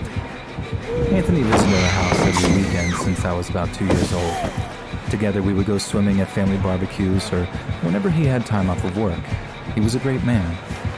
At the age of 4, though I didn't understand at the time, Anthony passed away after a long battle with skin cancer. My family was devastated and I miss him to this day. In the following months, I recall having a dream in which Anthony and I were sat around our swimming pool in the backyard. Our feet dipped in the deep end, which was filled with dozens of beautiful tropical fish and bright coral. I've had this dream multiple times over the years, and the main detail that has always stood out to me is the intense, overpowering smell that accompanies every dream. For years, I could never put a name to the scent, but I know now that it is coconut. At the age of 9 or so, I began to notice the same overpowering scent of coconut. Only this time it was while I was wide awake. It didn't matter where I was or what time of the day it was. To this day, I may be sat in my room and the scent appears. At work and I sense it again, or even out with friends and it's all I seem to be breathing in. No one else has ever smelled the same scent though, not in the 10 or so years I've had these experiences. Fast forward to age 14 and we're doing renovations in the backyard which required moving a bit of outdoor furniture around. When it comes to moving the barbecue, my mom stops and pulls out a bottle from the corner of the grill that had been sat in there for at least 10 years. She holds it up to me, asking if I remember Anthony's iconic tanning lotion. In that moment, I remember my child family friend's favorite lotion. He wore it religiously. Can you guess what scent the lotion was? Coconut. Now for the premonitions, the first of many unnerving dreams to come occurred in 2015, in which I was with my family, my parents and grandparents. All these years later, I no longer remember the exact details, but what I do remember is that my grandfather got sick. Very sick. I awoke with a churning sensation in my stomach, but for the most part I tried to brush it aside, blaming anxiety or paranoia for the vivid dreams. Fast forward to 2018, I find out my grandfather had just been diagnosed with cancer. We were devastated, but for the most part my parents tried to remain optimistic. We were hopeful he would get through it. 2020, I awake from a horrid dream. I had dreamt I had just gone to my grandfather's funeral. In the following months, it became clear that he would not be recovering, and it was one of the hardest things my family and I have gone through. June 2020, I experienced another dream, only this time I, myself, am not present in the room, but rather hovering over the scene observing what plays out. For the sake of keeping this free from possible trigger warnings, my grandfather is in a hospital bed, surrounded by my grandmother and mother. Things don't look good, and strangely in that moment I distinctly remember the number 38 coming to mind. 2 days later, I told my grandfather has gone to hospital in palliative care, and he won't be returning home. Heartbroken, my mother and I go to visit him. We are directed to room 38. I walked into the exact room, same bed, same room, arrangements, same windows. He passed away 2 days later, and I am at least grateful to say that I got to say goodbye because I knew I had to go and what would happen if I hadn't. These premonitions don't just extend to human family members, but pets as well. Back in April of 2020, I had a dream in which I said goodbye to one of our beloved cats and watched her walk into the distance. I awoke with the strongest sense of dread, but for the most part, brushed it off once more with the excuse of paranoia. On May 10th, we rushed our sweet girl to the emergency vet, where we were informed she was suffering unexpected heart failure. We had to say goodbye to her that very day, and she was only 11. At this point, I had mentioned my dreams to my mother, who, despite not believing in the paranormal or whatnot, found the dreams grimly fascinating. I was relieved she didn't brush me off like every other ghost film to exist. October 2020, 1 day ago as of when I'm writing this, I had another premonition. I was there with our other cat who had just turned 12. He was my cat. He was my fur baby. His sister, our cat, who we had just lost months before, sits calmly before us. I watch as my cat joins his sister, and together they walk off into the distance. I wake up in the morning to hear my mother frantic in the dining room. I step out of my room to discover my boy isn't well. He isn't well at all. A mere 50 minutes later, we are told he, like his sister, is suffering unexpected heart failure due to a genetic heart defect. We say goodbye to him. He passed away yesterday, 2 hours after I had a dream in which he joined his sister. They're together now, and I hope they keep each other good company. I'm upset just putting this into words. However, I don't feel it's over yet. Approximately 2 weeks ago, I had another dream in which my biological father got sick. Very sick. The dream showed my family members' exact lifespans and the time each of us have left. Now I'm conflicted. Do I tell my mother to warn her in case it too happens? What if I'm wrong this time and cause her unnecessary worry just months after the passing of her father?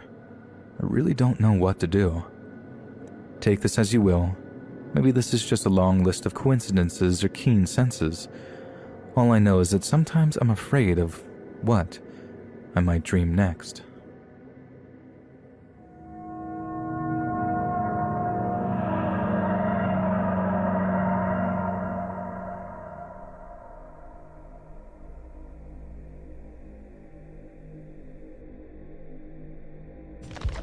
The first story takes place in my dad's hometown in the Mexican state of Chihuahua in the year 2000. Living in Mexico was very different from living in the US, to say the least. Our family would move from home to home due to my parents being from different towns and the respective in-laws not liking each other. My father's aunt allowed my family to move into the vacant home attached to hers for as long as he wanted. This small home was very typical for a rural Mexican home, and it was made of mud brick with an iron door and 2 windows next to the door. The inside of the home was composed of one large family room that was a mix between a living room and a bedroom, a bathroom, and a kitchen that led out to the garden. Due to the small size of the home, my parents and I would sleep in the family room. My parents had their queen-size bed by the front door and my bunk bed by the rightmost wall of the home. The night that I had my encounter was a night like any other.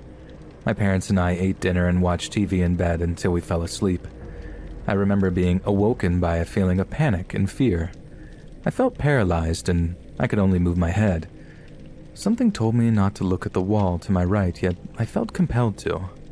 I could not fight the urge to not look for long. Turning to look at the wall, I saw a woman's face coming through the wall. The face was grotesque, to say the least. She had long, messy black hair, pale skin, white eyes, and her mouth was full of what I could only describe as shark teeth. I wanted to scream as she opened her mouth and got closer to my face. After what seemed like an eternity, the face vanished and I could move again. I immediately ran over to my sleeping parents, crying and trembling as I woke them up. My mom woke up and asked me what was wrong in a sleepy tone. I told her what I saw and she simply dismissed it as a nightmare and let me sleep between her and my dad. My mom told me years later that I refused to sleep in that bunk bed until my dad removed the top bunk and stored it in another home.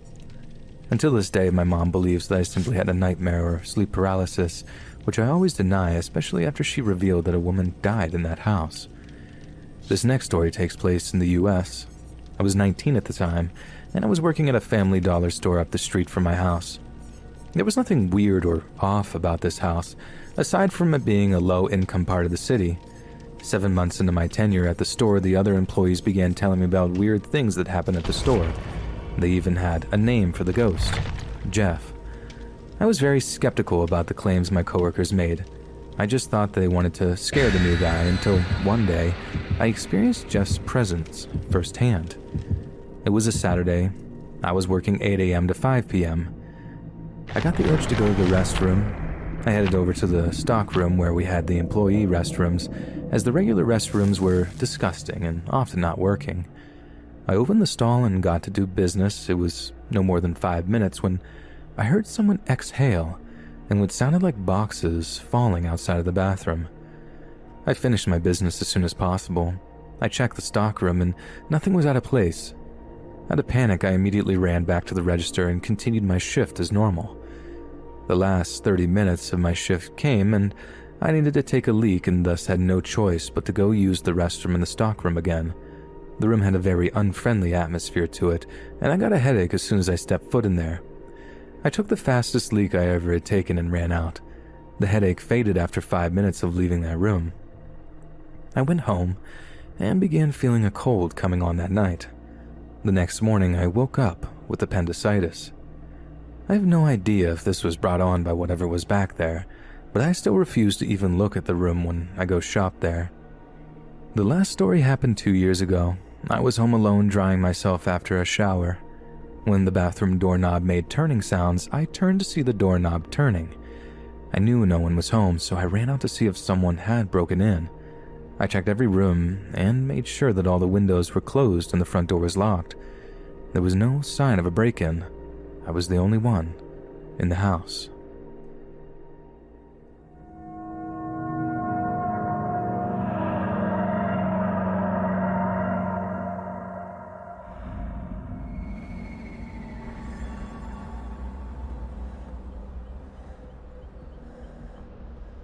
I was the one who snapped, and this is my story. I'm a pacifist. I give bees honey water when they are dying, and I love all living beings. The thought of anything or anyone being in pain hurts me within my soul. I was 14. I grew up in a violent household, and my 7-year-old brother and 5-year-old sister and 12-year-old me were abandoned by our parents. I could take the easy way out and blame them, but no, this was me. I remember the day in a haze. The day I snapped, I wasn't feeling well. I often have days that I hurt all over and have pains in my chest and heart. So the day in question, I was feeling unwell. My siblings had been driving me crazy for days. It was a school break. I asked my brother if he would wash the few dishes in the kitchen.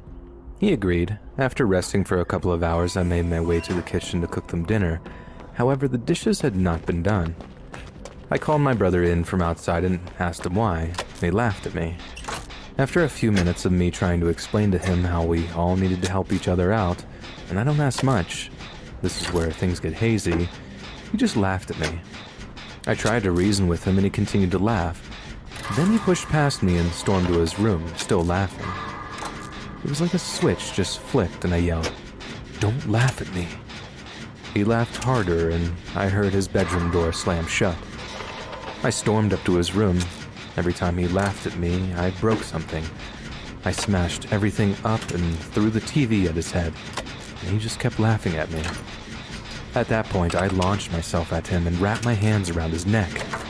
Go on, keep laughing, I spat between my clenched teeth. I saw him turn bright red and gasp, clawing at me, but I couldn't stop. It was as though I had no control. At this point, my sister had ran for help.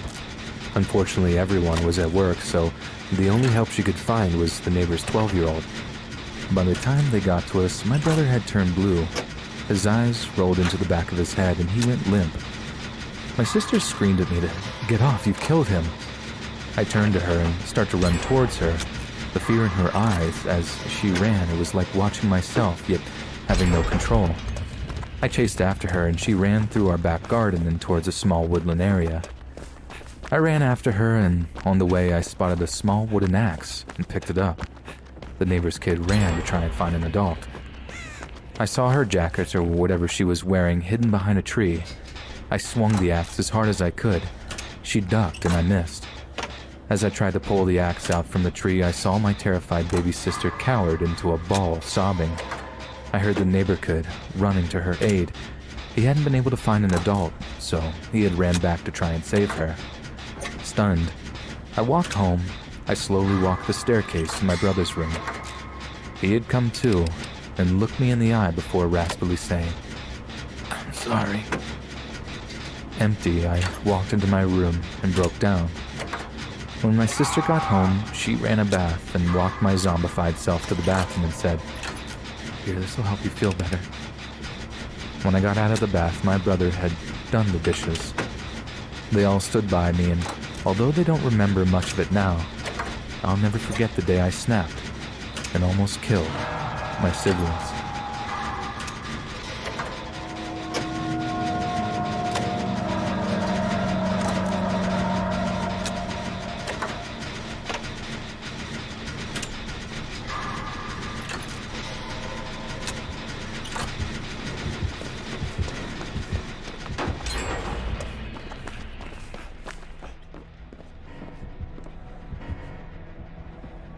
To start off, I'm a 17-year-old from Virginia. About a year and a half ago, I got a job at my local Wendy's. The job kind of sucks, but I keep it to have gas and a little pocket money for the side. I get along well with my employees. I actually made 2 amazing best friends there. First, let me give you the layout of the kitchen area. There are 2 ways to come into the kitchen area, one to the left and to the right. If you go to the door on the left, you will walk into the crew room where people place drinks and jackets to be easy to grab when they leave. As you walk through the doorway of the crew room, you will enter the kitchen. To your right, you will see the fry, grill, and front sandwich station that also leads to the front register. If you look to your left, you will see the side sandwich station and drive-thru. As you walk towards the back of the store, you will see the storage room for food and the sink and office in the back. About a year ago, I was working near the fry station alone. Everyone was either in the back office or outside. We didn't have much for orders, so I was just playing on my phone when, all of a sudden, I hear very clearly my first and last name in my right ear. Note that when you are standing in the kitchen, there are a lot of beeps and noises coming from the different machines. Of course, my first instinct was to look around, and I didn't see anyone. The hairs on my arms stood up. I looked around to see if anyone was in the store. I looked in the back to see no one at this point. I was terrified as my heart started beating out of my chest uncontrollably. A few minutes passed by and all the crew was back in the kitchen. I told my best friend what happened, and he chalked it up to the wind or something like that. I still didn't fully know what that was until one of my coworkers confirmed my suspicion. She said that she had the same situation, that no one was around, and something said her first and last name in her right ear. A day after, we worked the same shift and was talking about the incidents in front of the store, and all of a sudden a stack of cups that was sitting on the counter fell to the ground. We thought it was weird, but once again didn't think much of it. Fast forward to just a couple of days ago, I was working night shift. I was in the back doing the dishes, listening to Led Zeppelin. I was in such a good mood knowing I didn't have to deal with the customers on drive-thru. I stopped doing the dishes for a second just to check my phone in the office. I was facing the opposite way of the door when I felt this sudden eerie feeling to turn around, like if someone was watching me. I quickly turned to find no one there. I go to the storage space to see if someone walked by, but nope. Everyone was up front in the kitchen area, so I go back to the office, this time facing the sink and the walkway leading to the storage room and kitchen.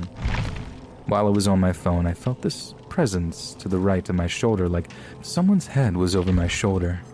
It felt like someone was actually there, looking forward. I slowly turned to see nothing.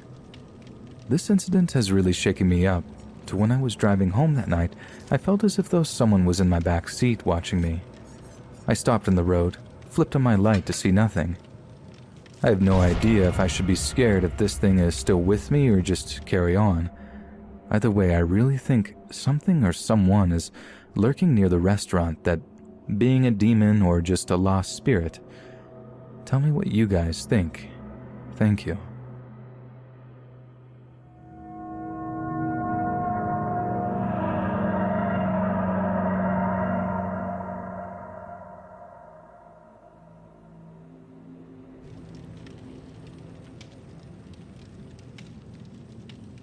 You know that old joke that if you pick a college major you enjoy, you'll never have to work a day in your life because that field isn't hiring? Well, that joke became a reality when I graduated college and was faced with a pretty much non-existent job market. The only thing I had going for me was a significant amount of money that my grandma had left me when I was 16. I had put that money away and planned on using it for a down payment on a house one day, but I realized that the house wasn't going to be any good to me without a job to pay the mortgage, bills, and other expenses. I pulled out about half of that money and purchased an old John Deere 310C backhoe loader and decided to start an excavating company. Being in a fairly rural town, I made most of my money starting out doing tile drain work for farmers. For those of you who aren't from a farming background, tile is actually this plastic hose that's perforated with millions of tiny holes and then surrounded with filter cloth. It's buried in trenches and fields to drain excess water away. Most of the trenches are dug with a big machine called a tile plow that would look right at home as a Decepticon in the Transformers movie, but the corners and T-joints where the two tile drains would meet would need to be dug with a backhoe. Also, they needed another machine to fill the trenches in anyway, so that's where I came in.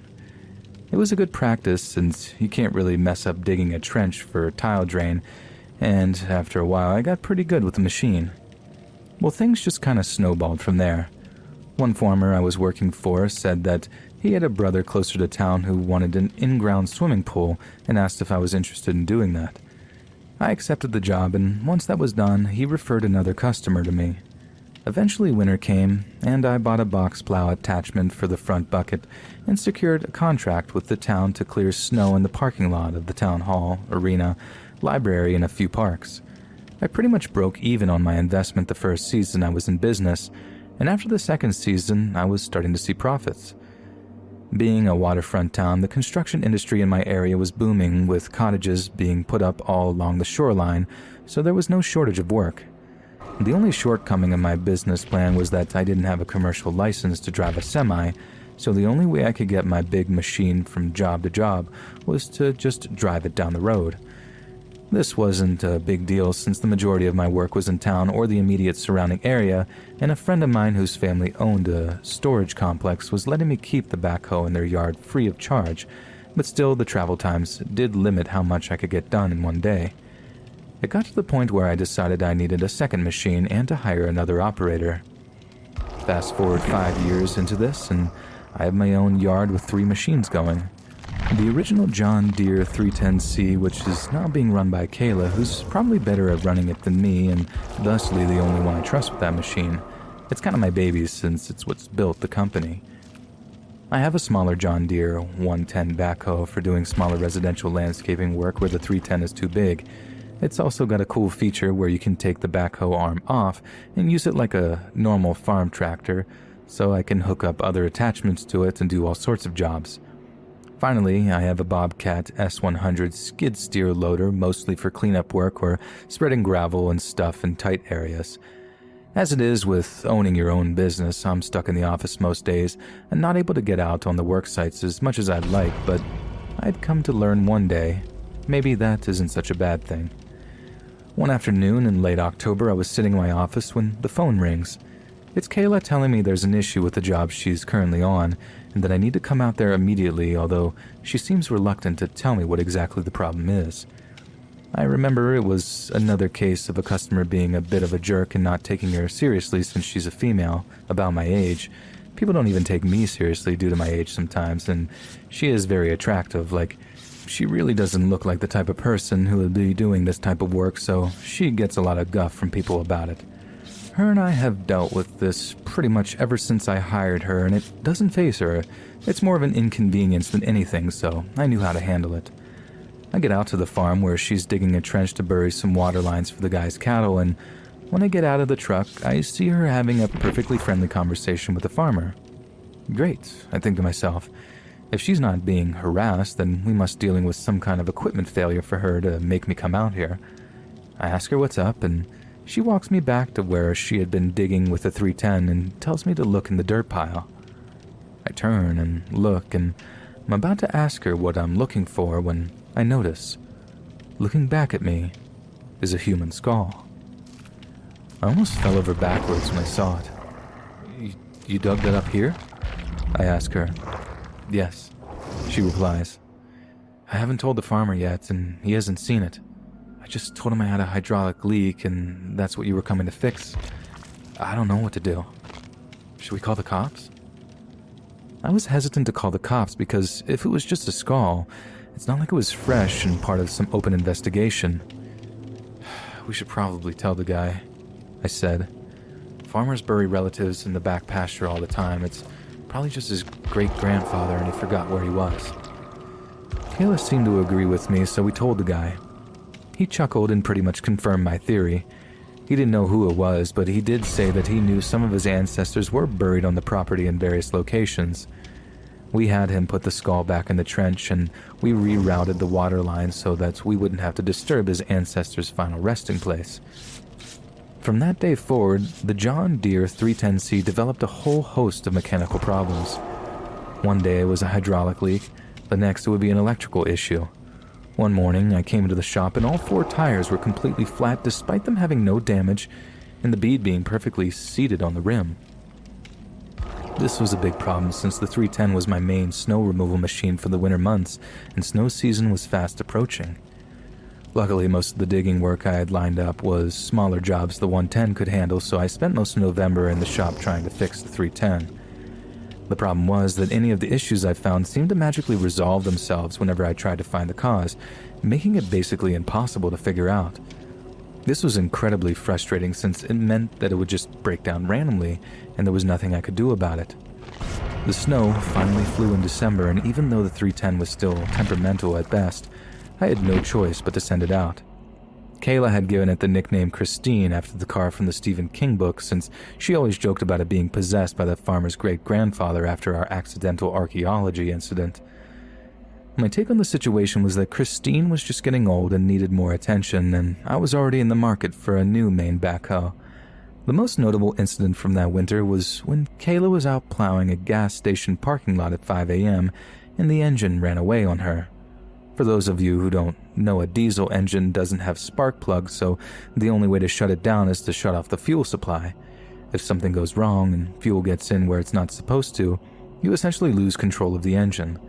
Luckily, Kayla was able to shut the machine down by shoveling snow into the air intake and avoid a massive disaster. After that happened, I decided to finally pull the trigger on the new machine I had been eyeing up, a John Deere 310 SK. I just didn't trust Christine's engine anymore after that night. I put her out behind the shop while I decided what to do with her. It seemed a shame to get rid of her since she had started my whole business and been what got me out of my depressing situation. She had taken me from a broke college graduate in debt with student loans and no job to owning my own business and a house in only 5 years, and she felt like a member of the family at that point. Even more so now that Kayla had stenciled the name Christine onto the loader and arm with a can of spray paint, making the name official. Well, the decision as to whether or not to get rid of Christine was one I wouldn't have to make. The night before the new backhoe was to be dropped off in my yard, I was working late in the office. It was around 9 p.m. and I was just getting ready to shut down my computer when I smelled smoke. And not like wood-burning smoke, like rubber-burning smoke. I ran outside and through the thick black smoke saw Christine completely engulfed in flames. It took firefighters until 2 a.m. to get the fire under control and another hour to completely extinguish because every time they put it out, it just sparked right back up again. The next day, I arranged for a local junkyard to come and take the remains away. What was weird about the fire was it was hot enough to melt some of the steel components, yet somehow left the wooden fence that the machine was parked up against completely unscathed, like there wasn't even a burn mark on it. In fact, once the burnt-out wreck was hauled away, there was hardly any evidence that there had even been a fire at all. The official verdict was that an electrical fault caused the fire, but I'm not entirely convinced. It's got me thinking that maybe Kayla's theory about the old farmer's ancestor we disturbed has more truth to it than I initially thought. An awful thought had crossed my mind that maybe the skull really was some unsolved murder case, and the victim was taking out their frustrations on me for not getting their case solved. I don't know, maybe I should have called the cops, but it's in the past now. Either way, whoever it is, their reign of terror over my business seemed to stop with the destruction of Christine. Outside of normal wear and tear, I've had no issues with any of my machinery since, and the business is better than ever. For Christmas one year, Kayla's boyfriend, who's a graphic designer, made me one of those call before you dig signs, but where the phone number normally is, there's a picture of a Ouija board. It's hanging up in my shop beside our health and safety board as a humorous reminder that you never really know who's down there until you dig it up.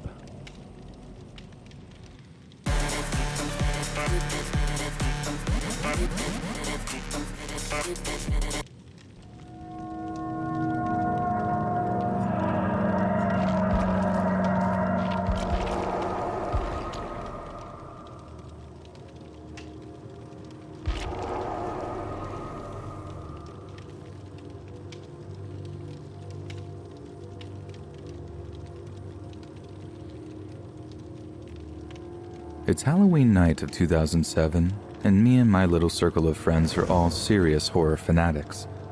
We've just gotten done watching that Rob Zombie remake of Halloween at a local movie theater, having been snuck into a showing of it by my older sister's boyfriend, even though we were way too young to be in there. It's not a brilliant movie, I guess, but we didn't care, because we're about to go trick-or-treating in a neighborhood where Halloween is a huge deal. Every kid for miles around was going to be walking the streets in their spookiest costumes, streets that were decked out in decorations so lavish that it'd make even the wealthiest theme parks blush. The parents in our area seemed to turn the whole thing into something of a competition, which made for a very, very spooktacular atmosphere. Needless to say, we were pumped. We all make our way back to our various parents' house, put on our different costumes, then meet up at the end of our street to begin our undead shuffle around the neighborhoods. It was honestly one of the most memorable nights of my life. I can barely describe the kind of youthful excitement that possessed us that evening. It was absolutely electric. And since our costumes were tip-top, we absolutely cleaned up on the candy front. Some houses we called at gave us a few extra handfuls because we were just so excited to be trick-or-treating. At one point, one of my friends hid just out of view from the door of the house that we knocked on. Some mom and dad couple answered the door, smiling and wishing us an enthusiastic happy Halloween after we gave them our best trick-or-treat. Then, just as they're about to give us a handful of fun-sized candy bars, my friend jumps out at them from around the corner, wearing his awesome-looking werewolf mask, and makes the loudest howling noise you could ever wish to hear from a 14-year-old kid whose voice hadn't quite dropped yet.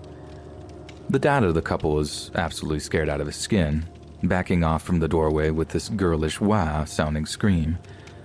The mom freezes for a second, all wide-eyed and shocked before she just bursts out laughing at her husband's reaction.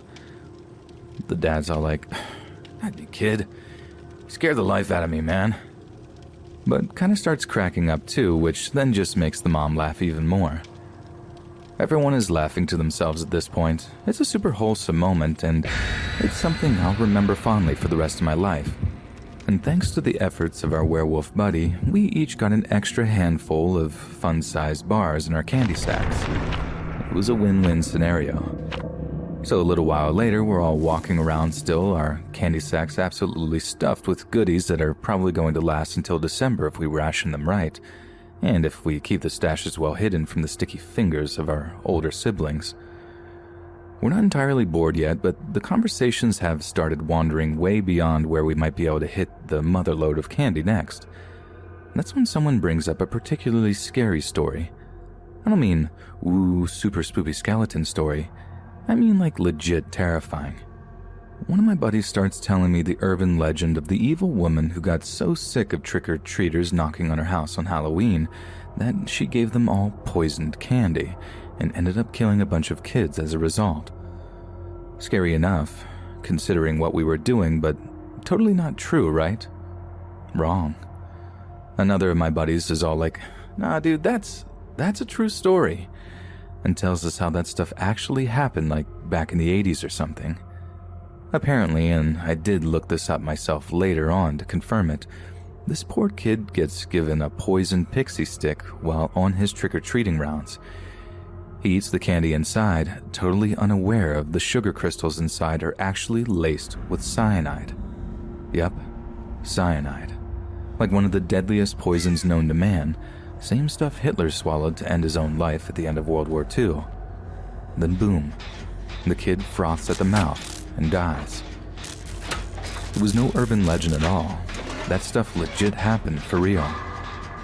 Then our buddy goes on to tell us that it wasn't some evil old lady that did the poisoning.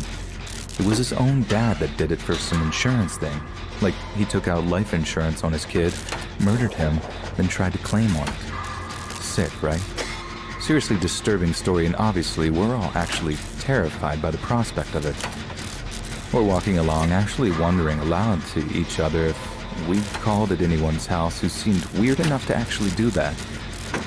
There was no seemingly evil old ladies that night, but one of us starts joking that maybe, just maybe, the dude who we'd scared was actually angry at us, and the extra candy that we'd been given had been laced with something to get revenge. Spooky prospect, I'm sure you'll agree, but a dumb one nonetheless. No one would actually lace candy with poison and give it to kids, which someone actually says aloud at one point. Then, not 20 minutes later, we decided to dip into our candy halls a little early to sample some of the evening's well-earned delights. We're all chowing down when, suddenly, my buddy Tyler starts telling us how he doesn't feel so good. He hadn't eaten any candy up until just a few moments before, so it's not like he could have had a stomachache from that. We're asking him if he's okay, if he needs to sit down, and if we need to get him some water from a nearby house or something. But he can barely respond other than to tell us that he feels dizzy and wants to go home. He then walks over to the curb and almost collapses down onto the grass, beginning to violently cough as he does so. And that's when he starts getting scared. I remember being all like, "Come on, man, stop faking it, dude. This isn't funny. Stop it." But he doesn't stop. And deep down, I could tell he wasn't faking it. I can't feel my tongue," he suddenly says, and my heart just stopped in my chest. All I could think about was the candy poisoning story. How we'd been unlucky enough to actually run into someone evil enough to give us candy that had been laced with something toxic, or maybe even deadly. "Oh my god, dude, it's poison candy," I remember saying out loud, which was incredibly stupid because not only did the three of us who were okay start to lose our minds out of fright, but Tyler started seriously panicking too, which obviously made his symptoms worse. Then, unbelievably, I actually watched as Tyler's face started to go all red and swell up, like his head was on its way to exploding right in front of us. One of us had ran off to get some help from a nearby house by then, though, banging on the front door and screaming for help as the rest of us watched Tyler hold his stomach and begin retching. We told him that he'd be okay, that we'd get him some help, but honestly, I thought I was going to watch one of my best friends die that night, murdered at the hands of some mystery poisoner who would probably get away with the crime and go on to kill countless others. I imagined this mass funeral of kids from our town, all victims of the Halloween poisoner. The national press would get involved, the FBI. It would all go on for weeks and weeks while the town mourned the largest mass poisoning in the history of the USA. That's all that was rushing through my 14-year-old head, pure terror and speculation. But I mean, could you blame me? I was literally watching my friend's head swell up right before my very eyes. And then, Tyler passed out. He was just that, unconscious, but I thought he was dead, and I was holding back, whimpering in tears by the time a pair of grown-ups ran out from the house nearby before running back inside to call 911. It was a terrible scene after that. A big crowd gathered to watch, even more showing up and gawking at the morbid scene when the ambulance showed up and stretched Tyler into the back of it. We couldn't go with him to the hospital, not realizing that the paramedics could find a way to contact Tyler's mom and dad once they had his name, which he had obviously given them. We were devastated at the idea of having to call round at their houses to tell them the horrible, horrible news that their son had died in front of us. It was horrendous, truly horrifying, and one of the most memorable nights in my life suddenly got so much more memorable, but for all the wrong reasons. We headed over to Tyler's parents' house, but no one was home. We thought we'd been spared the job of breaking the awful news to them, but in actual fact, they had already gotten the call that Tyler was at the hospital and had headed over to be with him. I told my parents what happened when I got home. Through ugly tears, I described the dizziness, the coughing, the wheezing, and the puking. My mom, who used to be an EMT back when she was in college, gave me this weird, knowing look, then headed off to get in touch with Tyler's parents while I went up to my room and cried myself to sleep. I was shaken awake a few hours later by my dad, who had some news for me. Some good news. Tyler wasn't dead. And neither was poison the reason why he'd had a terrible episode on the curb that night. You see, Tyler had an allergy, specifically to gelatin, something which is found in a lot of candies, cakes, ice creams, and yogurt. Tyler knew not to eat anything like that and had to agree to go through his candy haul with his parents later that evening so they could weed out anything that might give him a reaction. But what he didn't know, what I didn't know, and what many of you there might not know, is that some cereals contain gelatin. Yep, cereals. God knows how or why that might be the case, but it is. So as it turns out, Tyler sifted through his candy and found some chocolate cereal bar type thing and assumed that it could eat it. Fun fact, Tyler also checked the label himself to see if the thing contained any gelatin, but didn't realize that some products use different types for gelatin.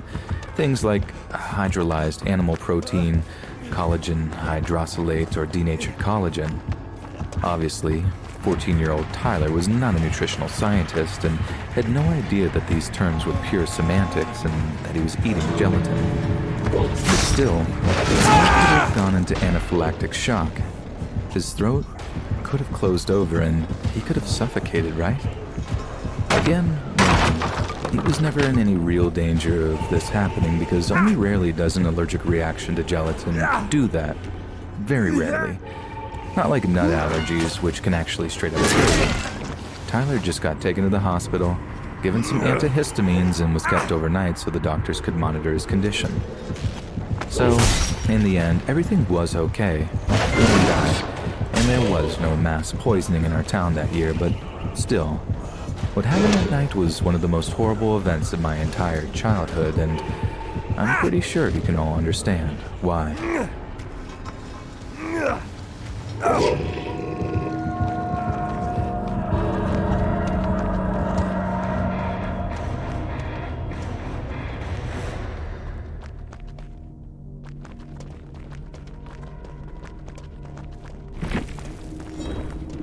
I love running.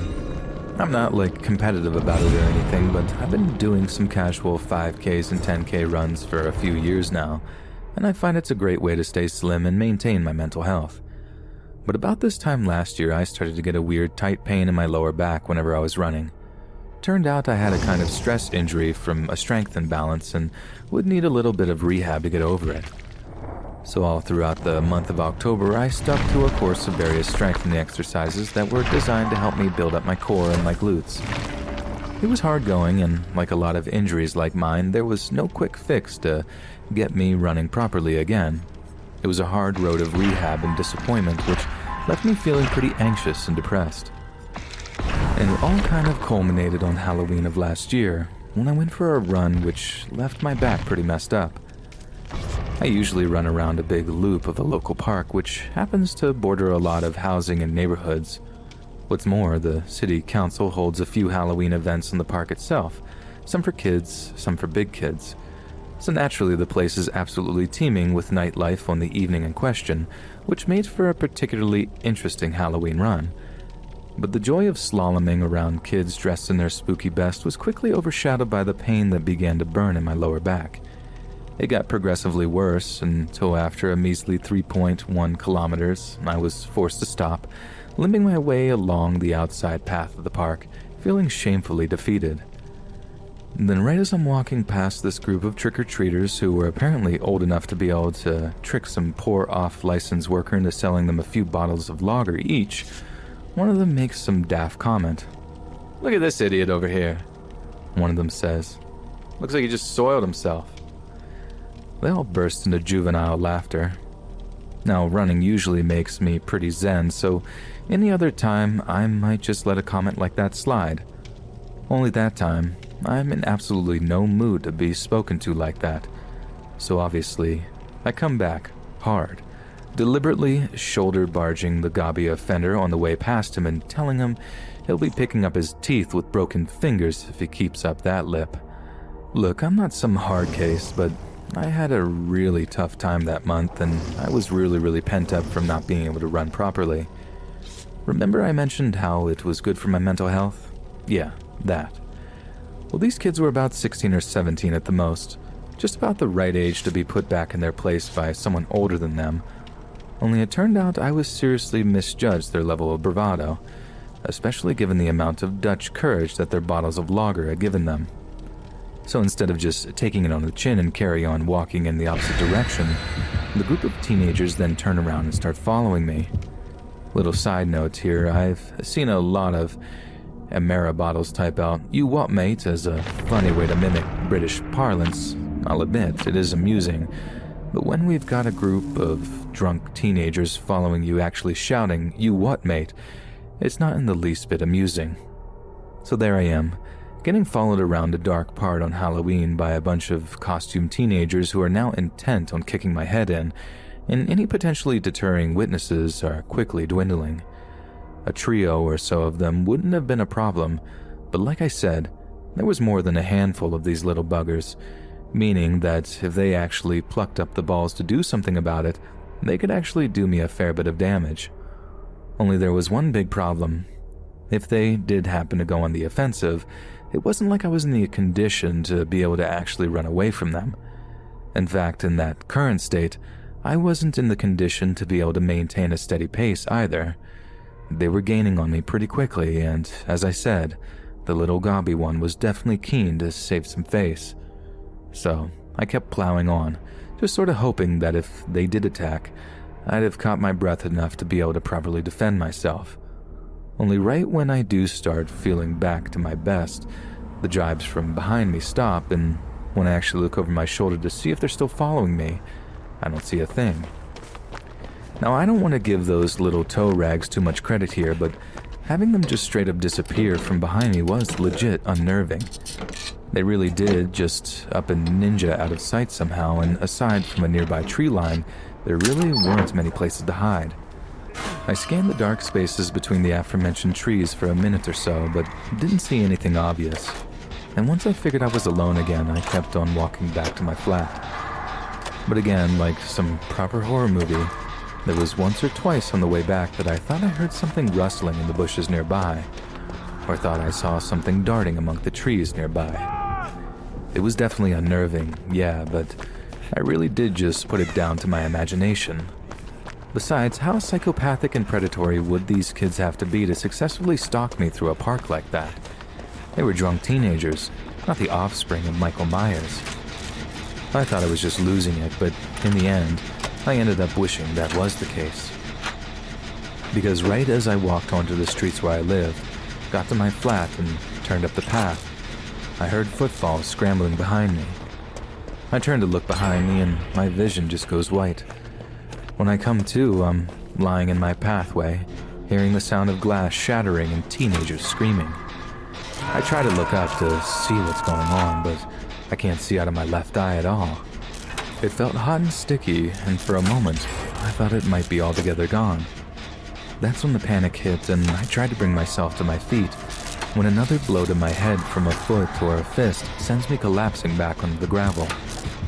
"That's what you get," I hear this squeaky little voice yell. "And now we know where you live." They didn't quite know where I lived. They ended up breaking the window of one of my neighbors, which obviously they weren't too happy about. But they did end up breaking my orbital socket, which kept me in a hospital overnight. But since the house we were in had no CCTV, and there was basically no witnesses who could identify the kids in question, they pretty much got away scot-free with it. But honestly, that wasn't even the worst part about it. A skull fracture was bad, sure, but that healed with time. What didn't get any better was these kids hanging around outside my flat for months on end, pretty much every night until the wee small hours of the morning. No matter how often we phoned the police and got them dispersed, there was pretty much nothing they could do about them coming back, and the more we called, the less they were interested in actually doing their jobs. I expected the kids to actually attack me again, but they didn't. They ended up doing some considerable more damage to my car once they worked out which one was mine.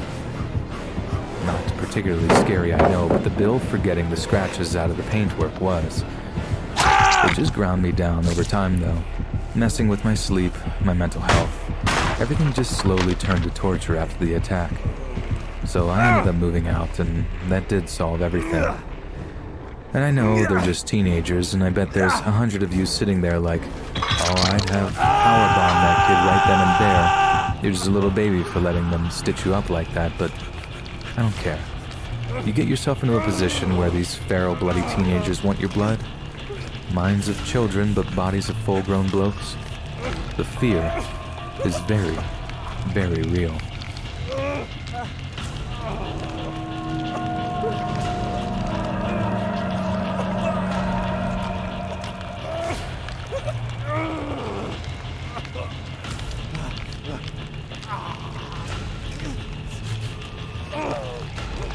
So this isn't just my scariest trick-or-treating story. This is the story of the scariest thing that has ever happened to me in my entire life. It's not some dumb story about ghosties or ghoulies or anything supernatural like that. It's something very real and very tangible that left me seriously messed up for a long, long time. My parents arranged counseling sessions for me to help deal with it, and I can't say those didn't help a little, but what happened on Halloween night has stayed with me for my whole life, and every single year, without fail, I think about it a little. Like a lot of suburban neighborhoods here on the east coast of the US, Halloween decorations have become something of an art form. I remember when decorations used to be confined to just a pumpkin and maybe a few things pinned to a front door. But now it's a whole different ballgame, with lawns overflowing with orange-colored decor and even the occasional roof being covered in those fake spiderweb type things. Things have gotten pretty intense too, like last year I saw how someone had actually dug up a patch of their own well-green front lawn to make like a fake grave type thing that had a skeletal hand sticking out of it. It's been that way for a few years now, and it's key to how my story even happened in the first place. So on the night in question, me and a friend of mine are wandering around our neighborhood in costume, collecting as much candy as we could possibly carry. We come to this one particular house that's totally decked out in all kinds of Halloween-themed decorations. I mean, it was honestly pretty impressive how much effort the family had put into it. And if they were so into Halloween that they go to such lengths to decorate their home, there was a decent chance that they'd be incredibly generous with giving out candy too. So me and my buddies started walking up their pathway, all slow, just admiring all the decor as we went. Things got progressively spookier as we went, but nothing could compare to the scene we saw as we got close to the front door, and that buddy of mine spied through the front window of the house. Inside, the entire front room had been turned into a pure vision of hell. This family was indeed the most dedicated set of Halloween decorators we'd ever come across. It appeared that they set up an actual sort of murder scene. The whole room was trashed, with ornaments strewn over the room, china plates smashed to smithereens with pieces laying all over the carpet. There was blood everywhere too, splashed all over the couch along the bloody handprints on the walls, and in the middle of the room, laying on the carpet, was the most convincing-looking dead body I'd ever seen. The family had done a decent job of obscuring the mannequin, or whatever it was, by having it pretty much caked in blood and gore-soaked, torn-up clothing. It was maybe a little much for Halloween, though. Like, I've always been something of a scary movie fan, but even I couldn't stomach to look at it for very long, so I moved up to the front door and began ringing the doorbell. I rang once, then twice, but no one answered. And all the while, my buddy's just staring through the front window, white as a sheet. I try a third time, banging on the door extra loud just in case the doorbell happened to be broken or something, and still my buddy is just gawking through the front window. I remember him saying something like, "God, it just looks so real," before I finally walk over and start trying to drag him away from the window before he vomited or something. The homeowners would certainly not be giving us any candy if we went and made a big old throw-up mess on their property. Only right as I'm doing so, I happen to look through the window just in time to see one of the TV room doors opening. In walked a man who looked like he'd been crying, like a whole lot too, and in his hand were these big plastic trash bags.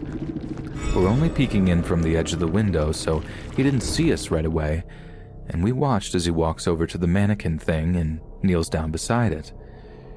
He reaches out to touch the face of the thing, and that's when I see how he's got these rubber gloves on too, the kind you use for washing up. I get that he didn't want to get any of the corn syrup, blood, or whatever it was on his hands, and I started kind of wondering how he's going to get the stains out of the carpet.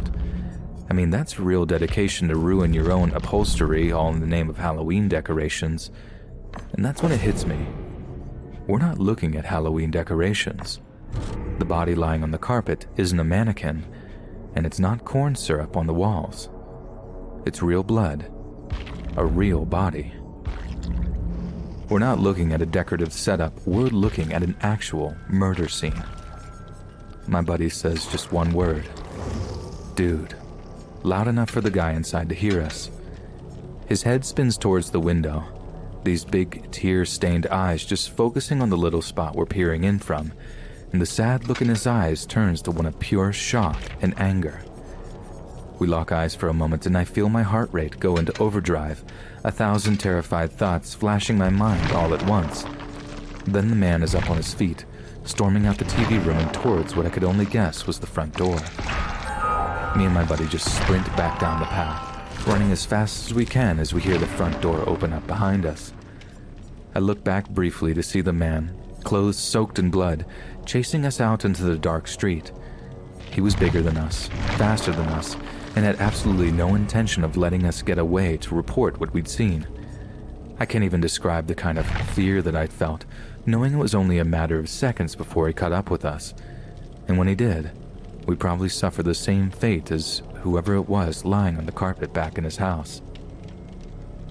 But as luck would have it, the streets were still pretty busy with trick-or-treaters at that hour, and he must have realized that chasing a pair of kids, still covered in blood, would arouse way too much suspicion. Even if it was Halloween and people might mistake the real blood for fakery, just like we'd done in the first few minutes of peering through the front window. We ran and ran, all the way back to my parents' house where we begged them to call the police. At first, my parents figured that our imaginations had just gotten the better of us and dismissed our claims that we'd seen an actual murder scene as pure fantasy.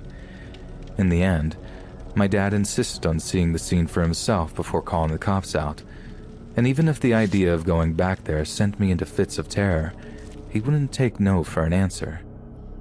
I had horrible visions of the bloodied man just sticking a shotgun through his front door and blowing my dad away so that there'd be no witnesses, and the whole walk around the murder house, I was absolutely terrified.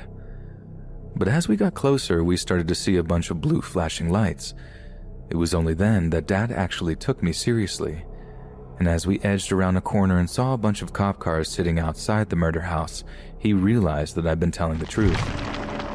I figured someone who saw him chasing us briefly had the wherewithal to call the police before us, and I thank God that they did, because I don't know if I'd even be writing this if we'd actually been able to walk back up that pathway and back towards the house. It was all over the papers for the next few days. How this guy had stabbed his wife to death, and rumors went round that he'd found out that she was cheating or something. But I never really got if it was confirmed or not, so only God knows what actually caused him to snap and murder her. Like I said, I had to have a great deal of therapy throughout my teenage years to help me get over what I saw that night, and for a long, long time, I saw that body in my nightmares. In the worst of them, me and my buddy would be looking through the window, and the body would rise up into a sitting position before the woman screamed to us to help her, blood pouring from her cut-up mouth as she did so. In some others, the guy would catch us, drag us back into the house, then lay us on the carpet next to the body before taking a knife to us, one at a time. It took a while, but I got past it. Yet Halloween remains a time of year when I can't quite keep those memories out of my head. A time of year when others pretend to be haunted by ghosts and whatnot, whereas I'm actually haunted by the sight of that poor woman, lying on the carpet, covered in blood.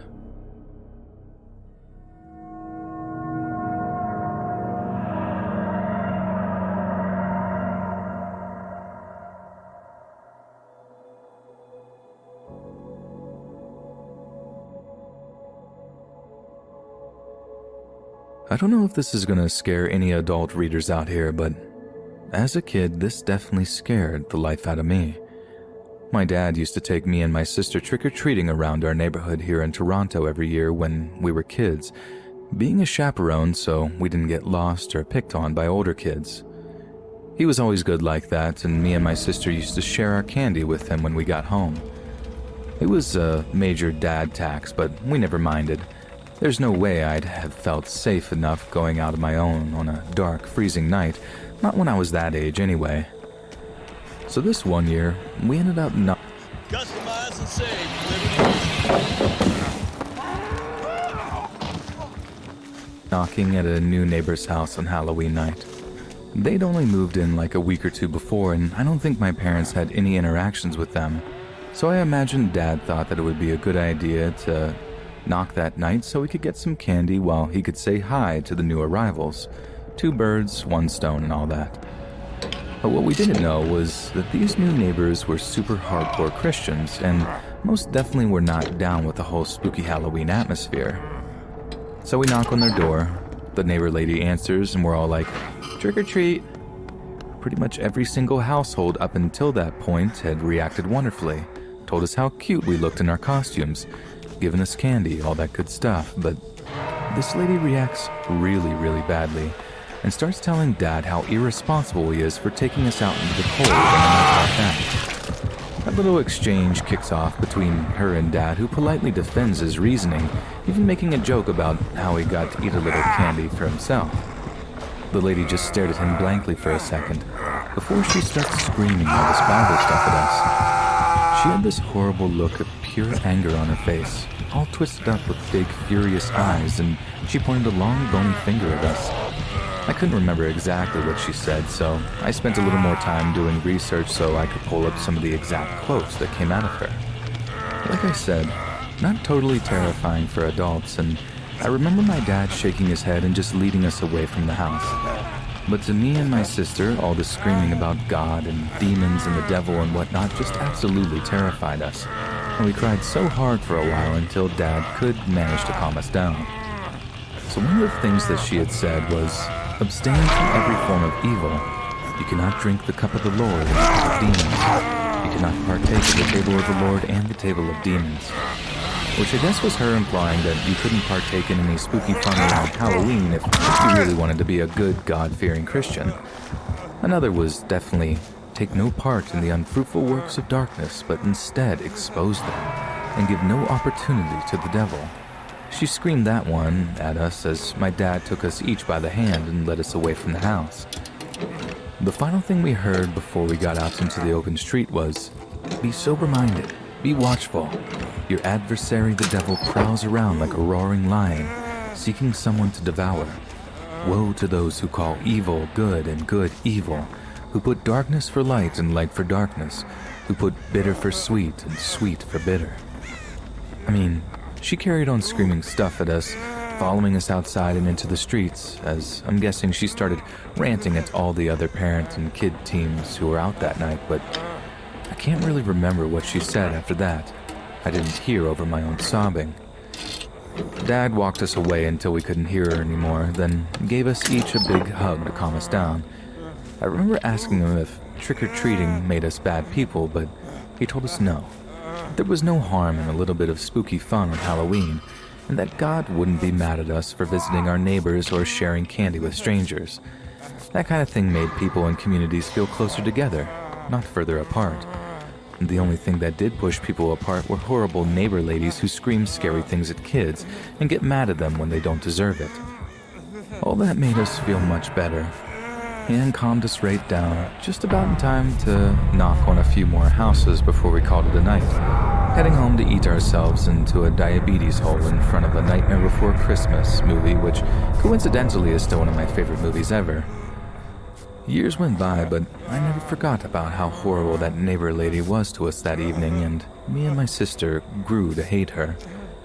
You all might be pretty happy to hear that she used to get the trick side of trick-or-treating quite a lot too, and it wasn't unusual for my sister and I to head off to school on the morning of November 1st to see them pulling toilet paper out of the tree in their front yard.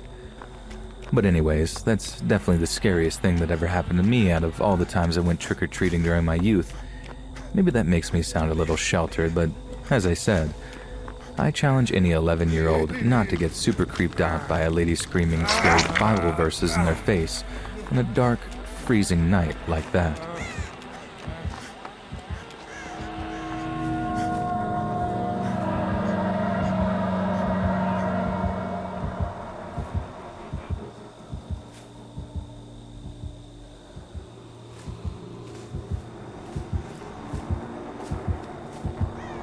I was about 14 years old when my family had just moved to a new town. I was also lucky enough to make a fast friend in my new school, and we subsequently made plans to go trick-or-treating together since it was coming up to Halloween night. Because we were 14 and lived in a fairly safe neighborhood, my parents told us that they didn't think I needed a chaperone that year. So while everything was going great and we were having fun, getting some solid candy, it was kind of cool just walking around on our own, feeling sort of grown up. We knock at one house and this middle-aged man opened the door. He seemed happy to see my new friend and me, so I assumed we were in for some grade A candy. I don't actually remember what candy he handed out, but I do remember what happened next. He asked us to come inside, which is weird, but we really wanted candy, so I guess we were dumb enough to take the bait. He disappears for a moment, and I kind of assumed that he was going to get us some candy, but when he reemerges, he doesn't have any, only a camera in his hand. Then he asks if he could take a couple of pictures of us, explaining that he'd like to take photos of kids every Halloween because he loves seeing the costumes, how he was something of a collector. At this point, even being a fairly naive 14-year-old, I got weirded out, yet knew it was best not to upset the man and let him take the picture and then we could leave. So he takes the photo of us, waits for the Polaroid to come out, then hands us a pen, asks us to sign our names on the back. Me and my new friend did as we're told, but although we'd been dumb enough to actually go into this guy's house with him, we weren't dumb enough to sign our actual names. So we wrote fake ones on the back just to satisfy him. Only then were we allowed to leave with the candy that he gave us after we signed. I don't know if this guy was on some sort of list or some sort of offender or anything like that. There were no more run-ins with him and nothing in the way of rumors going around town. But I still get creeped out thinking about what he did with that photo of me.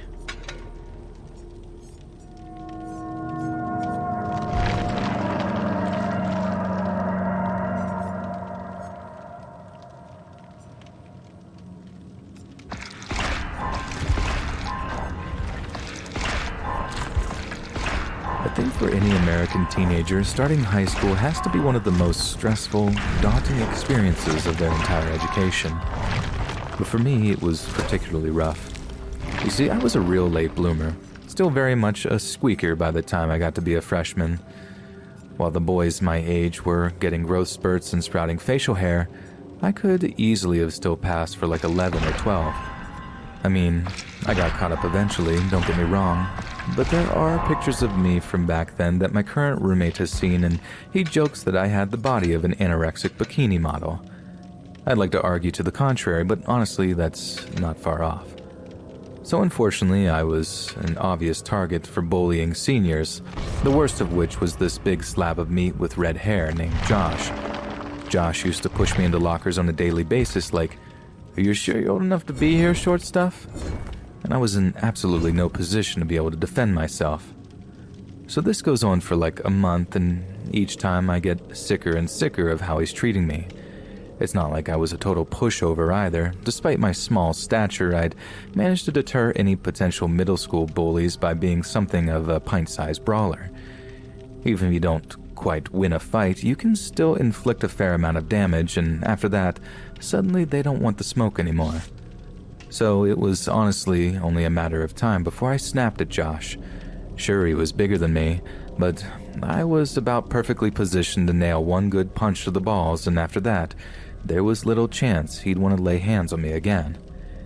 Anyway, it's getting closer and closer to Halloween, and some of the bullying is getting pretty intense, and I said each time something happens, I get more and more furious. Up until the point where, on the morning of Halloween, me and my friends are talking about going trick-or-treating that evening, swapping costume ideas and stuff, when Josh appears like out of nowhere and starts verbally pounding on us about how we're such a bunch of nerds. I think it was how he was trying to show me up in front of my friends that really did it. I just couldn't stand the thought of losing face in front of them, so I clapped back with like, "Yeah, but your mom loves it when I dress up for her." Josh just stops dead, like this blank expression on his face. My buddies are all laughing like, "Got him," and I'm half expecting Josh to start trying to pummel on me, but he doesn't move. He just stares off into the near distance for like a full minute while I look back at him in confusion. Then, without a word in reply, Josh just storms off without so much as looking at us. But before he disappears around a corner, he full-on throws a right hook into a locker so hard he put a dent in the thing. Just like boom, punches it so loud a teacher comes out from a class, screaming and asking what was that. It felt kinda good knowing I'd gotten him so mad, even if I probably would end up suffering for it. But just how much I'd suffer for it, I had absolutely no idea. So cut to like an hour or two later, and we're all having lunch, sitting around the tables just minding our own business. One by one, seniors start coming up to our table like, "Did you really say that stuff to Josh about his mom?" And when I say yes, they're all like, "Wow, dude, just wow." Walking away, shaking their heads and laughing. This happens like a bunch of times too, and at first I think they're just impressed that I flamed the bully so hard, but there's something else there too. Something that kinda piqued my curiosity. So, in the end, when this one senior kid asks what I'd said, I stopped and was like, "Why is this such a big deal? Guy had it coming." "Yeah, but you brought up his mom," the kid replied, like it wasn't what kids always bring up against each other when they're trading insults. I'm like, "So what? Yo mama jokes are like old news by now." The kid then looks at me like I just told him I thought the earth was flat. "Dude, Josh's mom died over summer break. Sudden cancer diagnosis or something. It was brutal." It's hard to even sum up the mix of emotions I felt in that moment. Like I felt like a douche. Bully or no bully, losing your mom like that must be one of the worst things that can ever happen to a person, and to remind him of it made me feel terrible. Then, having not known, that just made me feel so out of the loop, just like an outsider or something, like I had no place being there, which was already bad enough considering my physique. But what really overwhelmed me was the fear I felt, knowing I'd made him so unbelievably furious. The locker punch suddenly made all the sense in the world, and I imagined the kind of revenge I'd personally want if someone made fun of my dead mom like that. Suddenly, a few harsh punches didn't seem like such an effective deterrent. Josh would be wanting to tear me apart. I managed to duck him for the rest of the day. For a while, I was actually debating whether or not I should actually just bite the bullet and apologize to him. A little empathy might have been good for all involved, and it's not like I would be doing so just to save my own skin, like I genuinely felt bad about having said what I said. But I guess I was just too cowardly to actually seek him out, and doing so seemed like a dumb move on my part when it would just be easier to ninja around school and bail when the final bell rang, which is exactly what I did. Then just headed home in the hopes that a little trick-or-treating fun would be exactly what I needed to take my mind off the whole thing. Besides, it was a Friday, and whatever was going to happen over the mom insult fiasco was at least going to have to wait until Monday. I'd gotten myself what was essentially a stay of execution. So like I said, that night was Halloween, and me and a few buddies had planned on going trick-or-treating together. It was a good time. I mean, anything involving free candy always makes for a good time, right? And the night was going smoothly, right up until we stop at a crosswalk where this car is pulling up. The car stops, and we step out into the street as we start to walk in front of it. Then right as we're on a level heading with it, one of my buddies is like, "Don't look, dude," under his breath, nudging me and pointing towards the car. And naturally I look. Big mistake. Because who sat in the driver's seat of that car cruising around on Halloween night with his buddies? Of all the people on the face of Earth that I really didn't want to run into that evening, it had to be them sitting in their car at the crosswalk. That's right, ladies and gentlemen. It was the slab of meat, Josh. And right then, as I'm perfectly positioned in front of his car, we lock eyes with one another. Obviously, I'm wearing a costume, but no mask. So although it takes him a minute of being like, "Why does this little runt seem familiar to me?" he does actually recognize who I am. Now I knew he was going to be mad, but I didn't expect him to be this mad.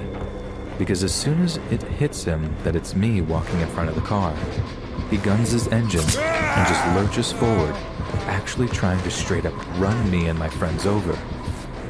We managed to run out of the way just in time, and he heads up the street while onlookers are like, "Oh God, did you see that? Those poor kids almost got hit," and stuff, while we watch from the sidewalk as he does a very illegal U-turn before coming right back at us.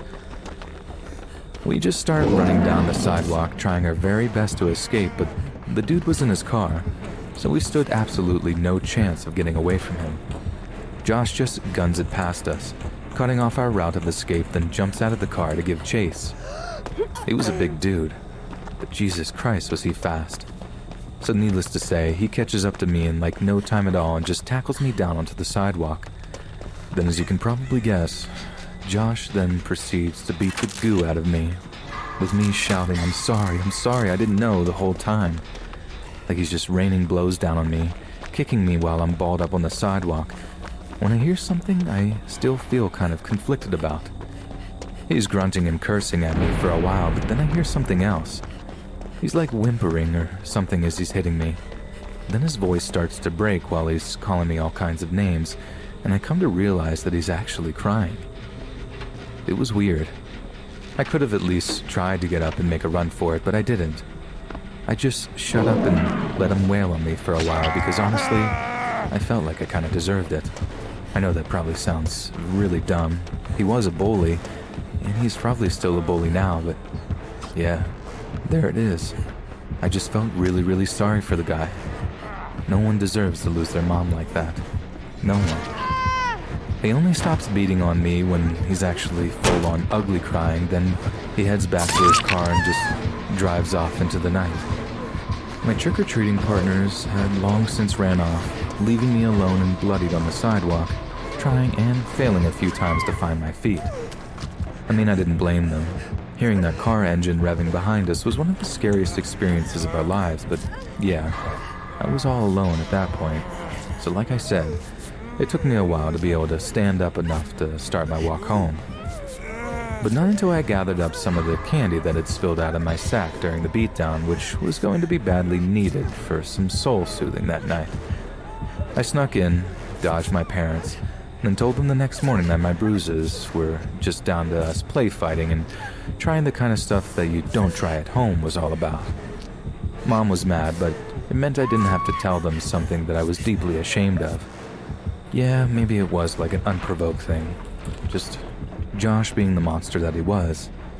I'd have to tell them the truth, but given the circumstances, it had probably come out that I had insulted this kid's dead mom, in which case, I wouldn't have a leg to stand on. But there it is. It was the scariest thing to happen to me for that Halloween and really any Halloween to come after. And the bullying didn't stop, but then again, when does it ever?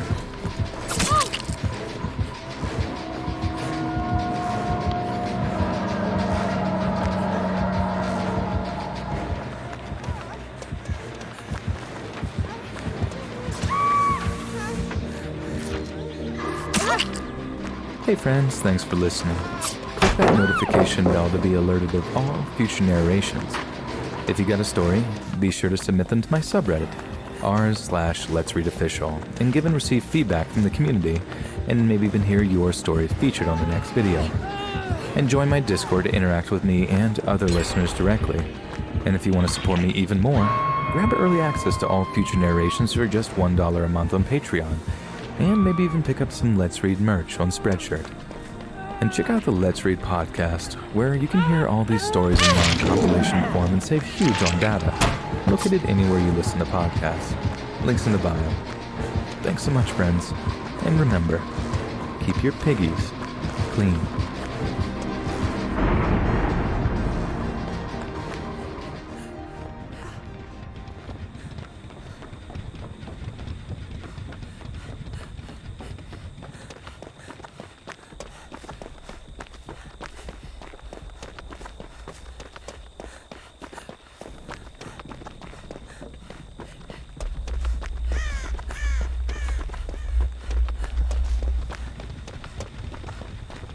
I started my freshman year of college at a university in my hometown that's pretty nice. I'm not going to share too much about it, but it has a smaller amount of students, but enough that you don't really run into people too often. I lived on campus, and I was only 17 at the time. I had Tinder, of course, as I was fresh out of a relationship and looking to experience new things in college. I matched with this one boy, Asher, who seemed nice enough. Pretty socially awkward, but I never really minded because I have anxiety issues myself, and I'm really sympathetic to it. Because of that, I ignored a lot of the warning signs I should have. We texted for a while, and he seemed really nice and caring. He wanted to know a lot about me, which I wasn't too keen on sharing, but I told him the basics, and we texted kind of regularly. He lived on campus as well and invited me to hang out. At that time, things didn't seem too sketchy, so I was completely down. When I first met him, that's when things started to get uncomfortable. We hung out in his dorm, which was pretty standard overall. I got cozy with him on his couch. I'd say almost cuddling, but not quite. Still really standard. When we started talking more, I realized how uncomfortable things really were. He kept making comments that just put me off, but I tried to ignore them. Things like, I've never cuddled with anyone before. Sorry if I'm doing it wrong. And so many comments about how he really liked me a lot and wanted me to stay forever.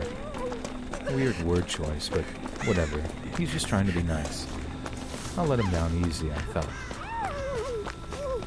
I ended that hangout pretty quickly for some fake excuse and went right back to my room. He kept texting me and professing how much he was into me, and I told him, sorry, but I'm not looking for any kind of relationship, so I do not want to keep things romantic. A bad lie, but I'm very non-confrontational and didn't want to be mean. That's when things started to get really weird. He sent me this long paragraph saying about how it was okay I didn't want a relationship now, but he'd wait for me and save his virginity for me. We had never talked anything like that before. I never even really told him I liked him or even flirted back. I just never turned him down. It was one of the creepiest messages I've ever received. Unfortunately, that was just the start of all the weird things to come. He wouldn't leave me alone, even though I kept trying to de-escalate things, and I kept running into him all over campus. I wasn't sure how he suddenly was nearby when classes ended, and I wasn't sure why suddenly we'd both be in the dining hall at the same times. even though I hadn't changed my regular routine, but I just tried to brush it off. Definitely a mistake. I ended up turning him down completely because I was getting creeped out and couldn't figure out how he wasn't understanding that I didn't want anything romantic with him. He started guilt-tripping me, telling me about how he was going to hurt himself and no one was ever going to love him. I've been in manipulative relationships in the past, and I recognized that behavior right away and shut it down. I told him I couldn't be friends with him, and in my head, that was that. He didn't reply for a while, but when he did, everything went to chaos. I was luckily out of town at the time for a concert, so that made me feel a lot better. He went off, sent me paragraph after paragraph about how horrible of a person I was, and how I was just all these terrible names and needed to be put in my place. Regular nice guy things. I could handle that.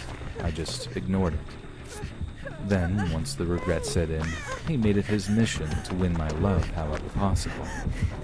He apologized profusely, told me how he couldn't be all alone when I was his only friend, and how much he loved me. Whatever. Terrible, but I didn't care about that. Then, I guess to prove his dedication, he did the creepiest thing yet. First, he told me he was outside of my room. We did not live in the same dorm building, and you can't get into the buildings unless you live there. I don't know who let him in. I wasn't there, and my roommate was out, so it was okay. I texted back at that point and told him to leave and how wrong and creepy that was, and he pulled out his last resort. He just sent me screenshots of my contact in his phone. On Apple devices, you can fill in tons of information and have a note section. Everything was entirely full. He knew my home address, my room number on campus, my parents' and brothers' names, my pets' names, my schedule. It was terrifying because I'm a fairly private person. My Instagram is my only social media, and I do not share that much on it. I don't think I'll ever find out how he discovered all of that about me. I blocked him on everything right away and reported him to the school. The school did nothing at all. I still see him on campus, and he still tries to approach me when he sees me. I always duck and run. It worked so far. To the terrifying Tinder match, who may still be following me around to this day. Please, leave me alone.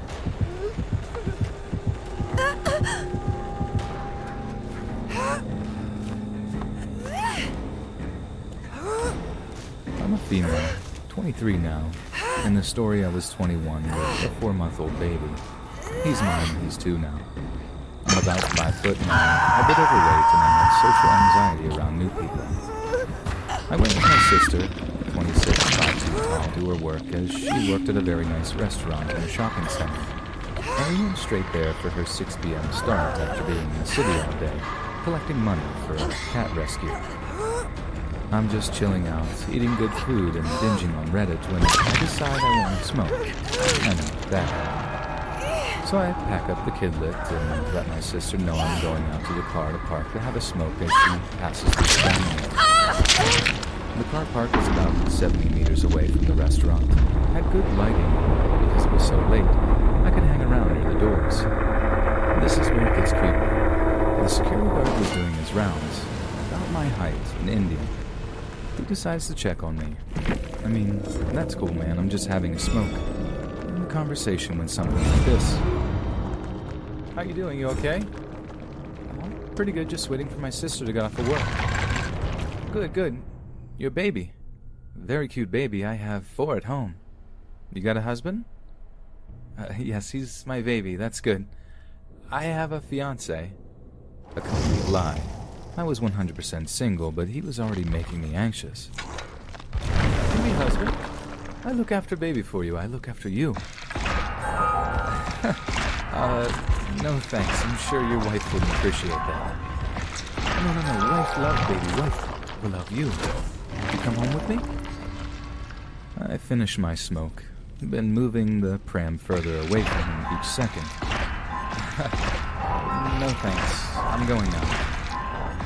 He then follows me inside. I go all around the mostly closed shopping center, hoping to lose him in Kohl's.